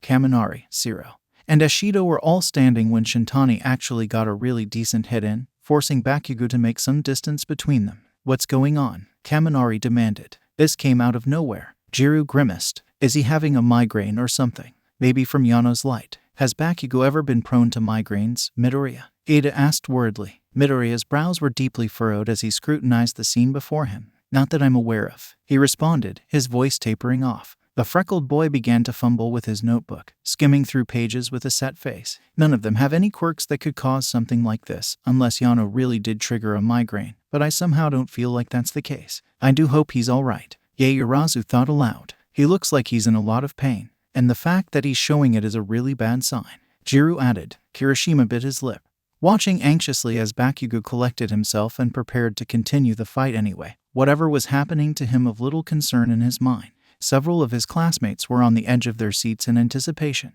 and then the silence that fell over them was broken by a notebook loudly hitting the floor. "Deku," Uraraka asked carefully, all heads turning towards him in his silent, stunned look. His expression was almost blank, wide-eyed as if he'd just had an epiphany. "Midoriya, are you all right?" Ada questioned, Todoroki and Asui leaning over to see for themselves. Midoriya mumbled, staring up at the screen in shock. And then his face shifted into anger. Uraraka and Ada both leaned back in surprise, others around them showing open concern as Midoriya scrambled for his dropped notebook and suddenly shot up from his seat, leaping over several rows of chairs and sprinting for the exit despite the shouts behind him. Kirishima and Uraraka were the first to react, chasing after him out into the hallway as he ran off. Kirishima got there first. "Midoriya, what's wrong? What's going on?" Midoriya barely stopped as he turned the corner. "No time to explain. I need to see Aizawa-sensei right now." He was gone before they could question him any further. As much as Bakugou absolutely hated giving Muted any credit whatsoever, he really wasn't that bad of a fighter.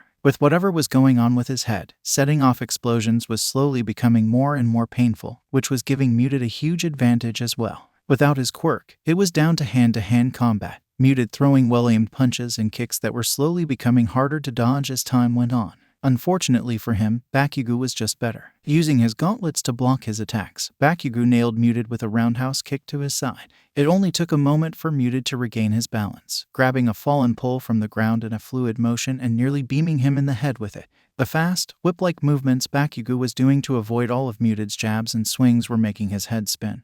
But he just grit his teeth and dealt with it, reaching out and grabbing the pole mid-swing. He could already hear the sounds of bubbling molten metal before he yanked the pole back and let go, throwing Muted towards him, and curb-stomped him in the chest as hard as he could, ignoring how the now-melted pole sunk right through the floor like a Shido's acid. He focused on not giving Muted a chance to breathe as the coward backflipped away. Muted landed smoothly, kicking up a wave of dust in an attempt to blind him. Bakugou simply leaped to the side, charging him from a different angle. Muted attempted to kick him, but Bakugou easily caught his leg and threw him to the ground. It really was a shame that Muted rolled out of the way of his fist slamming into the floor, but blocking Muted's next punch and uppercutting him in the jaw felt amazing. He wasn't sure what came over him in the next moment, but he'd only remembered seeing it done somewhere before, latching onto Muted's arm before he got any distance. He spun around and tugged him forward, flipping him over his body and slamming his back into the floor with a resounding, satisfying crash. Wait, wasn't that the move that Deku used on him in their first heroics exercise? Shit, Muted was back on his feet almost instantly, but not fast enough to avoid a punch to the gut and a follow-up to the face, earning a sickening crunch as soon as his fist collided with his nose. That was 2 broken noses now. Such a beautiful sound. Bakugou faintly realized that the ringing had stopped. Muted clutched his bleeding nose in pain, his face scrunching up before his eyes fell back on Bakugou in genuine, seething rage. "You think you've bested me? Well, yeah, actually," Bakugou retorted with a smirk. Muted swung at him again, Bakugou easily blocking it with his gauntlet. "Face it, Shitani, you've lost." Muted Red's eyes were wide with anger. "Like hell I'm losing to a villain." The feeling's mutual. There was a moment of silence, Muted doing everything in his power to keep himself under control. Bakugou couldn't see his eyes, but he was shaking, open disbelief on his shadowed face. And then he smiled. "Okay, then, let's end this." There was a sizzling, bubbling sound, and suddenly, all of Bakugou's instincts were on fire. The world opened up to him. Every sound in sight in his vicinity clearing and screaming at him. The hair on the back of his neck was standing on end, and his body was filled to the brim with nervous energy, twitching, convulsing, fidgeting. It hit him a moment later exactly what was happening. Muted's quirk, the placement of his hand, the bubbling sound, his gauntlet. Bakugou was in his winter costume. It was warmer, causing him to sweat more. His gauntlet wasn't completely full, but there was still a decent amount of nitroglycerine in there. The outer shell of his gauntlet is melting. "Are you fucking insane?" Bakugou screamed, both stunned and almost impressed at such a reckless act. He immediately jumped back, throwing Muted off balance in the process, and tore off his gauntlet. He could already smell caramel by the time he turned towards the windows, away from the other 2 MCH kids left in the room out cold, and threw it as hard as he could. It was barely past the broken window panels when it exploded. The light was blinding, as if Doe Eyes had pulled herself from unconsciousness and activated her quirk again. Muted shouted in surprise, as if he hadn't realized that recklessly setting off nitroglycerine was a bad idea, and dove back as part of the ceiling began to collapse. The resulting crashing grew louder, and the building rumbled dangerously. From the sounds of it, the ceiling hit the spot where Muted's melted pole ate through the floor hard enough to break through, causing the floor to start falling apart under them. Bakugou felt a spike of fear shoot through his chest, his hand flying to his stomach on reflex as the floor shook threateningly. "Look what you've done." He heard Muted shriek at him, but he couldn't have possibly cared less as the floor finally caved in. The last thing he saw was the lifeless forms of Beta and Do Eyes before they were all falling.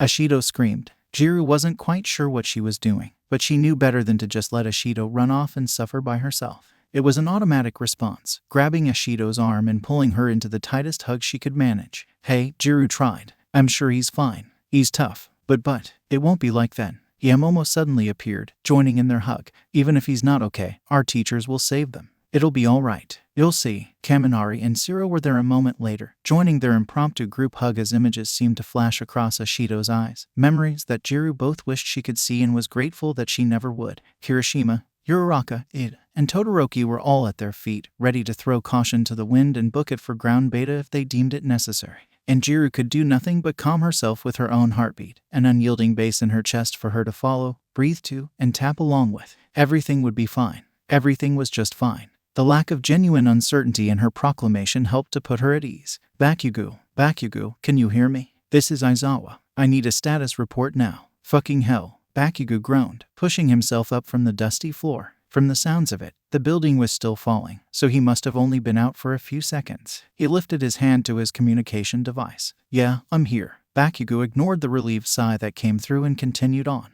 Damn idiot boiled my gauntlet. I tried to get rid of it, but it detonated too quickly. Never mind that. Are you all right? Bakugou stood, arching his back and testing his limbs. Despite the soreness, nothing seemed broken and the only blood he could find was from a shallow cut on his side and the puncture wounds on his shoulder from Knife Fingers' attack. I'm fine. From the looks of it, I only fell a few floors. Another sigh. Good. In any case, Shintani is currently fleeing the site and heading for the nearest ground Beta exit.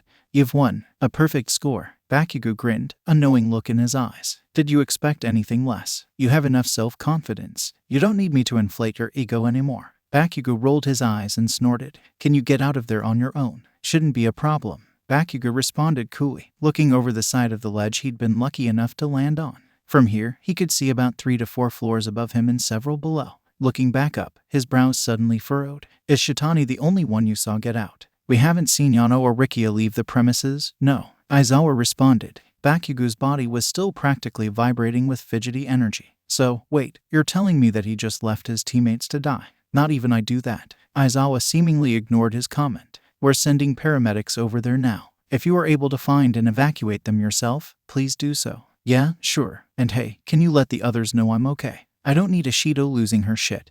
And I'd rather not get jumped by a crowd of morons as soon as this is all over. I will, but I can't make any promises about any of that. Right, he muttered, scanning the destroyed floors below him. It wasn't difficult to climb his way down, as precariously balanced as a lot of the rubble was. There was smoke beginning to flow through the openings, slowly becoming thicker as he continued to climb lower and lower. Lots of smoke. I think there's a fire. Bakugou spoke through the device. As he descended, each floor remained more and more intact, effectively trapping large amounts of the polluted air in the lower level. Send someone to take care of that, too. Midnight's voice was the one that came through. Understood. There was a groan to his right, debris shifting as Bakugou carefully made his way over, crossing dangerously unstable ground.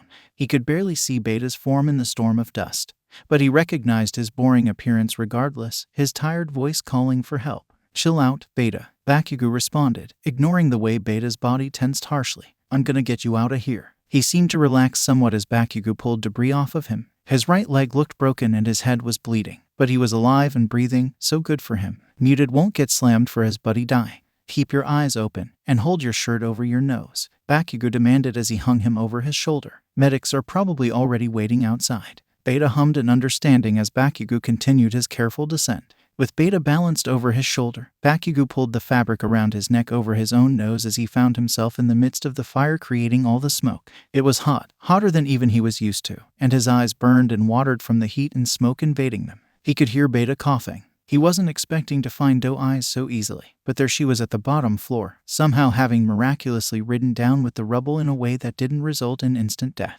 He ignored the way his shoulders felt light at the realization, and he swallowed the festering dread in his stomach when he realized that she was up too high on the pile of rubble, right in the smoke where breathing was near impossible. Inching up onto the pile to avoid jostling Beta, Bakugou carefully reached for Do Eyes, pulling her still form close enough to collect her under his arm and pull her away from a fiery death. The ground was rocky and uneven, forcing Bakugou to move through slowly in order to avoid tripping and causing more injuries than Muted's stupid move has already. Apparently, luck was on his side for once in his life, the front entrance of the building still being accessible and allowing for an easy escape. He was blinded for the third time that day, squinting at the sunlight assaulting his vision, and he eventually made his way away from the slowly crumbling building. He couldn't see any paramedics yet. He'd been hoping that they'd be faster. Setting doe eyes on the ground first, Bakugou shifted to lay Beta down so he could stretch his own sore muscles and wait for medics to take care of the rest. Beta coughed, groaning in pain as he clutched his head. Doe eyes was coughing a lot, and it didn't sound good. I said keep your eyes open. Bakugou snarled, Beta flinching as he pried his eyes back open. Can Yano breathe? Beta asked drearily, slightly catching Bakugou off guard. His eyes fell back on her still form, limp against the ground. The fact that she'd stopped coughing had alarm bells going off in his head. Silently, he rolled her over, fingers shoved against her neck and his face by her mouth. Exactly what he remembered being told. He could feel a pulse. There was a heartbeat and blood was circulating. That was a good thing. He didn't think she was breathing, though. That's not good. With a grimace, he looked around again, seething at the distinct lack of medics in the vicinity. They were taking too long. Fuck, he's gonna have to do this himself. I want you to teach me CPR. Kirishima had jumped at his statement, long, loose hair tied back and displaying his stunned expression perfectly. Homework forgotten, he blinked at him dumbly. What? Did I stutter? Sorry, Kirishima rubbed at his scalp. I wasn't expecting that is all. That kinda came out of nowhere. Okay, Bakugou said. So, teach me. Kirishima watched him with a look that Bakugou couldn't quite decipher. Why? We have classes on it. Yeah, but it's still basic. I want to know everything. I mean, alright, if you want me to. I do. Can I ask why? Bakugou scowled at him. Do I need a reason? I'm training to be a damn hero, idiot. By the look Kirishima was giving him, he knew there was more to it. That didn't mean he needed to know the number of times he'd wondered what would have happened if their roles had been reversed that day, when the earth had swallowed him whole. He didn't need to know that it wasn't just Kirishima that he wondered about, either. But Kirishima didn't question him. He only smiled and accepted it. I guess you're right. He supposed that was one of his favorite things about Kirishima Aizawa. He was really glad he asked, demanded. Bakugou ultimately decided that compressions in this situation could be more detrimental than not.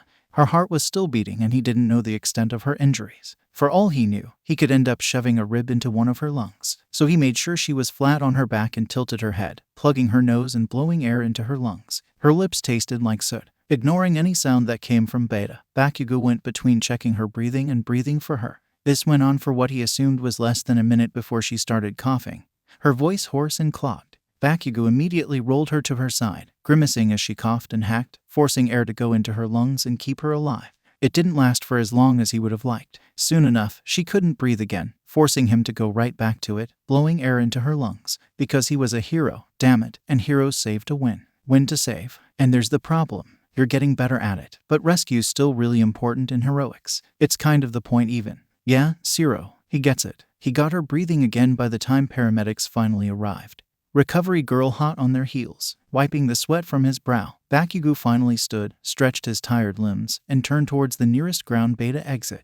His injuries weren't that bad and he'd done his job here. All that was left to do now was acknowledge his victory, and maybe rub it in a few faces. Of all the things that Bakugou expected to walk in on, he was not expecting All Might of all people practically in a screaming match with Nurse Dumbass while Aizawa and Nezu just watched in amusement.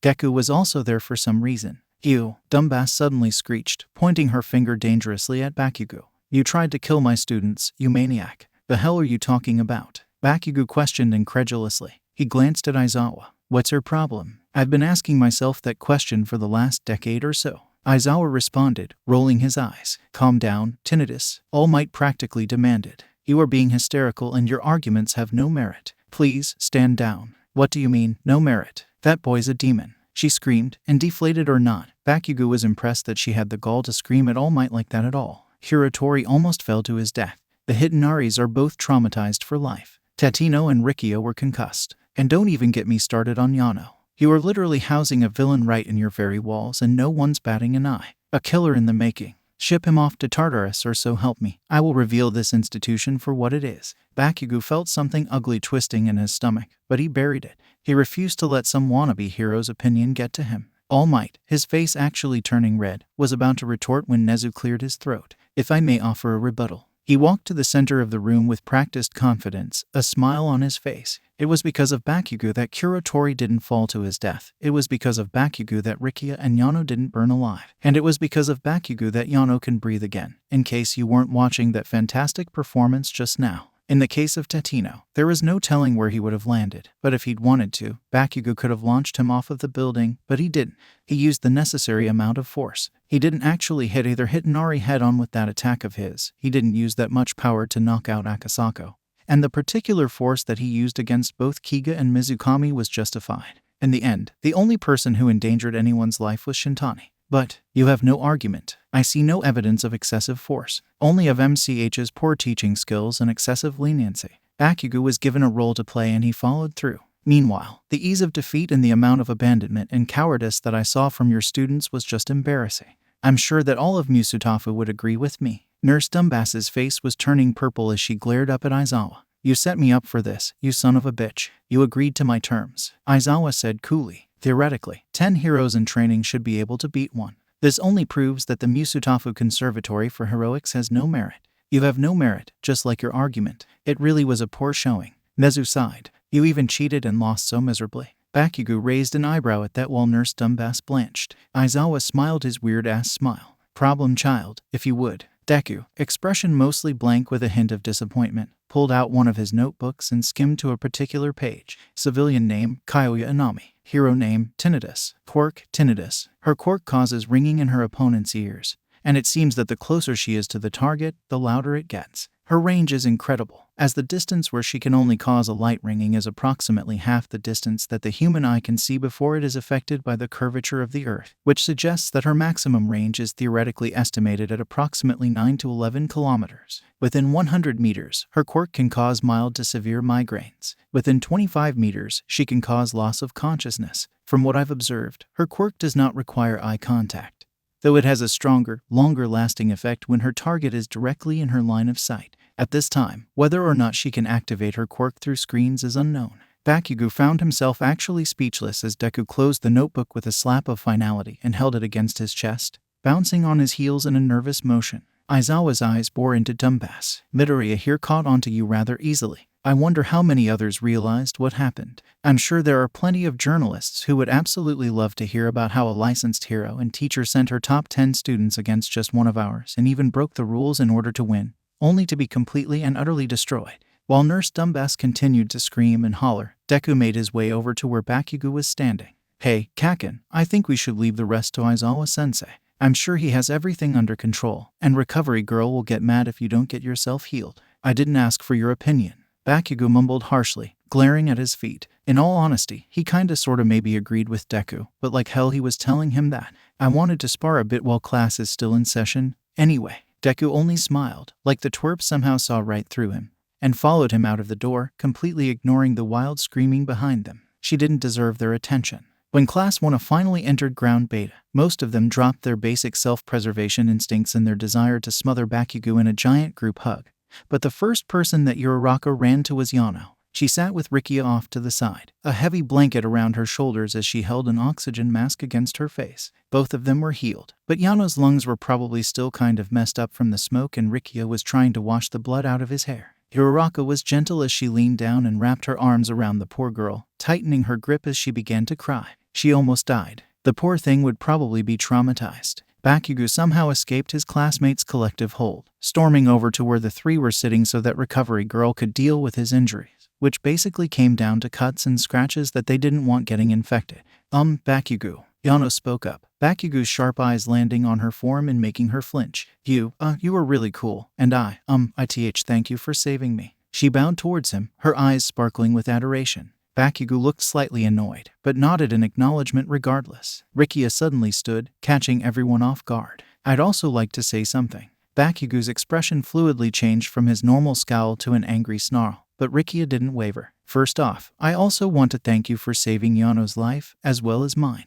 You didn't have to do that. I know, Bakugou spat, but I'm going to become a hero. The greatest hero, #1, and saving people kinda comes with the job. You gotta save to win, and I always win. Rikia lowered his head in shame, something that had Uraraka raising her eyebrows. I see. Well, still, thank you, first of all, and the other thing. He bowed. I know that it probably means nothing, but I would like to apologize. Yano looked genuinely shocked, gripping Uraraka's arm tightly as she watched the interaction unfold. Rikia straightened back up. I will be honest, I really do love all of my classmates very much, and I really admired Shintani. I've always wanted my classmates to be happy, so I would always defend their actions, because we were all training to be heroes. Heroes should always be in the right? That is the most delusional bullshit I have ever heard in my life. Yeah, I know. I got so caught up in that mindset that I actually came to believe it. And Shintani, I really did look up to him. I've always been so sheltered and he was the strongest person I knew, so I thought that was the pinnacle of heroism. But now, he vaguely gestured at the UA. Heroic students spreading out around ground beta to spar. I guess I just never saw what real heroes in training look like. MCH gives us blinders and just tells us, you're doing your best. It's okay if you can't do it. You'll pass anyway for participation. Everybody is a winner, so don't feel bad. Everybody always wins. His expression grew sad. We've never been challenged like this. I feel like I've fallen so far behind. If this is the real status quo, then MCH doesn't stand a chance. Fucking transfer. Rikia chuckled. I actually am thinking about it. I love my friends, but I've always been so blind to how nasty they are. I want to get into a better school, but I don't know if I will be good enough. I have so much catching up to do. Uraraka smiled at him. I don't know if you could realistically reach UA as standard fast enough for your next year, but you can still try, and you could try for Shiksu or Ketsubutsu, too. It's also a stretch, but you won't know unless you try. Rikia's eyes teared up, but he held them back, giving Uraraka a kind smile. I guess you're right. You're all so wonderful, putting up with us. He turned back to Bakugou. And I now have a new image of what a hero in training is really supposed to look like, so thank you. Thank you very much. With that, Rikia waved and walked off with a couple of paramedics while Yano tried to get over her shock. Bakugou, meanwhile, was hard to read, so Uraraka couldn't quite tell how he felt about the interaction. He finally let out a TCH. I'm gonna go get Recovery Girl to heal me so I can go spar without getting nagged about it. Have fun, Uraraka called after him. He didn't respond, but Uraraka wasn't really expecting much. Wow, Yano muttered to herself, coughing a bit before her smile returned. Yano, was it? A voice called out. And Uraraka smiled brightly at Yaoyorozu's approaching form. I saw what happened during the match. I do hope that you're feeling better. She stammered nervously. Uraraka put a hand on her shoulder. She's okay. She's just super shy is all. Yaoyorozu smiled. Ah, okay. Yano, another voice rang out. This one making Uraraka's skin crawl as she shot an unkind look at the approaching Hitonari sisters. Bad hair day Hitonari looked downright nasty, an ugly scowl on her face as she came closer. Plastic Hitonari was hustling to keep up with her, and for some reason, she also looked upset. Yano, what the hell? She yelled. You had one job. Shintani's plan was foolproof. How could you mess that up? I hate to interrupt. Yaoyorozu spoke up bravely as Yano cowered against Uraraka. But I would recommend not yelling at her right now. She is still recovering. Nobody asked you, bitch. Hitonari yelled. Her glare turned to Uraraka. Get out of here. I need to talk to my classmate. Your classmate nearly suffocated to death. Don't talk to her like that. Uraraka yelled back. Yano clung to her tighter. Are you deaf? She snarled, stepping forward. I said. Plastic Hitonari stepped forward and held her arm out in front of her sister. Both Hitonari and Yano looked as if someone had grown 3 extra heads as Plastic Hitonari gently pushed her older sister back. What do you think you're doing? Plastic Hitonari simply shook her head, pointing away from them. Hitonari bristled. Are you telling me to leave? Are you telling me what to do? Plastic Hitonari paused for a moment, then nodded. You can't do that. Hitonari screamed. I tell you what to do. I'm the puppet master. I am human. Yano and Hitonari both startled. Plastic Hitonari's eyes shone in the sunlight. I am human, she emphasized. She then pointed to herself. Not puppet. Hitonari was shaking with rage, her face turning red as she backed away. How dare you? I am so telling on you. Plastic Hitonari nodded, her sister fighting to not scream in rage as she stormed off, leaving the plastic girl behind, all by herself. She seemed confused, not entirely sure how to process what she did or what just happened, but she began to fight her face to allow a smile, her shoulders relaxing. Choku, Yano whispered in awe. Plastic Hitonari turned to look at her, eyes more alive than Uraraka had ever seen them, and pointed at herself again. Human, Yano sniffled. Yes, Shoku, yes. Shoku managed a half smile as Yano patted the seat next to her. Come sit with us. What's your name? Yaoyorozu asked as Shoku sat down. Yano was about to say something, but the plastic girl put a hand on her shoulder, her mouth opening and closing in her search for words. Hi, Hitonari. Shoukyuko. Hitonari Shokyuko. Yano clapped happily, clearly excited by this, while the plastic girl, whom Uraraka was now referring to as Nice Hitanari, seemed rather pleased with herself. DISCLAIMER, half and half. A telltale battle cry filled the air, Bakugou reappearing after being healed and itching for a fight. Deku and Todoroki seemed to appear out of thin air. Fucking fight me. I want in on this, Kirishima called out, running to his best friend's side for what would be a wild spar. Bakugou ran at them almost immediately, Todoroki responding with a wall of ice that was quickly destroyed. Nice Hitanari pointed at Bakugou with a smile on her face, looking at Yano and making the shape of a heart with her hands. Isn't he cool? Yano asked with a smile of her own. Cool. Uraraka couldn't help the pleasant feeling that bubbled up in her stomach at the two girls' excitement, even as Kirishima was accidentally launched into a wall by Deku, whose apology was cut off by an explosion to the face. One by one, other classmates joined in. It is saying something about good practice with people he deeply respected, while Ashido screamed something about war. Tetsu jumped in a moment later, followed by Kamakiri and Kendo, while Kaminari and Takoyami started a team up against Shizaki and Kiwara. Yano's excitement was almost contagious as her eyes sparkled. You see them, Shoku. Nice Hitanari nodded as Yano clenched her fists in determination. Someday, I'm gonna be a PR manager so that I can make a great name for great heroes like them. Oi, round face. Bakugou suddenly yelled. Get your puny ass over here. Uraraka, help. Deku shouted, running away from Bakugou's unrelenting explosions. With a giddy laugh, Uraraka got up and ran after them, noticing Jiru come over to take her place next to Yaoyorozu while Yano and Nice Hitanari watched in amazement. Off to the side, Rikia was just as entranced, and Uraraka, cutting off Bakugou's pursuit and facing his wild, animalistic grin head-on, had never been more proud to be a part of this crazy family of hers. The MCH pricks left as soon as heroics classes were over. All of the girls in class 1 ended up with Aiza's and Barbie's phone numbers, while Beta apologized profusely to Deku and Kirishima for the things he said and did to them and got their contact information as well, with the promise of constant updates on his progress as a hero. Bakugou honestly didn't think that Beta would get that far, but he'd also thought the same about Deku once upon a time, so what did he know? The dorms were bustling with life that evening. Everyone excited and energized by the day's events and having a celebration or whatever. He didn't really care what they called it, nor was he sure why he was there in the common room with them, curled up in a blanket with Ashido practically lying on top of him after she'd scolded him for scaring the absolute shit out of her when the building nearly collapsed. Normally, Bakugou would be annoyed, but he kind of understood, so he allowed it. The thing that he thought was truly worth celebrating was the absolute decimation of MCH's reputation, something that he was proud to say that he was a part of, and Yue, firmly putting those assholes in their place while boosting their own rep. The thought of what the media was going to do to those posers, and especially Nurse Dumbass in the coming days, put such a genuine smile on his face that he felt ill because of it. While his classmates took turns playing competitive video games and enjoyed the leftovers of Big Lips' desserts from last night, caught up in themselves and their own happiness like normal teenagers for a change, Ashido looked up at him, a thoughtful look on her face. What are you so happy about, Dynamite? Bakugou just snorted. Don't worry about it.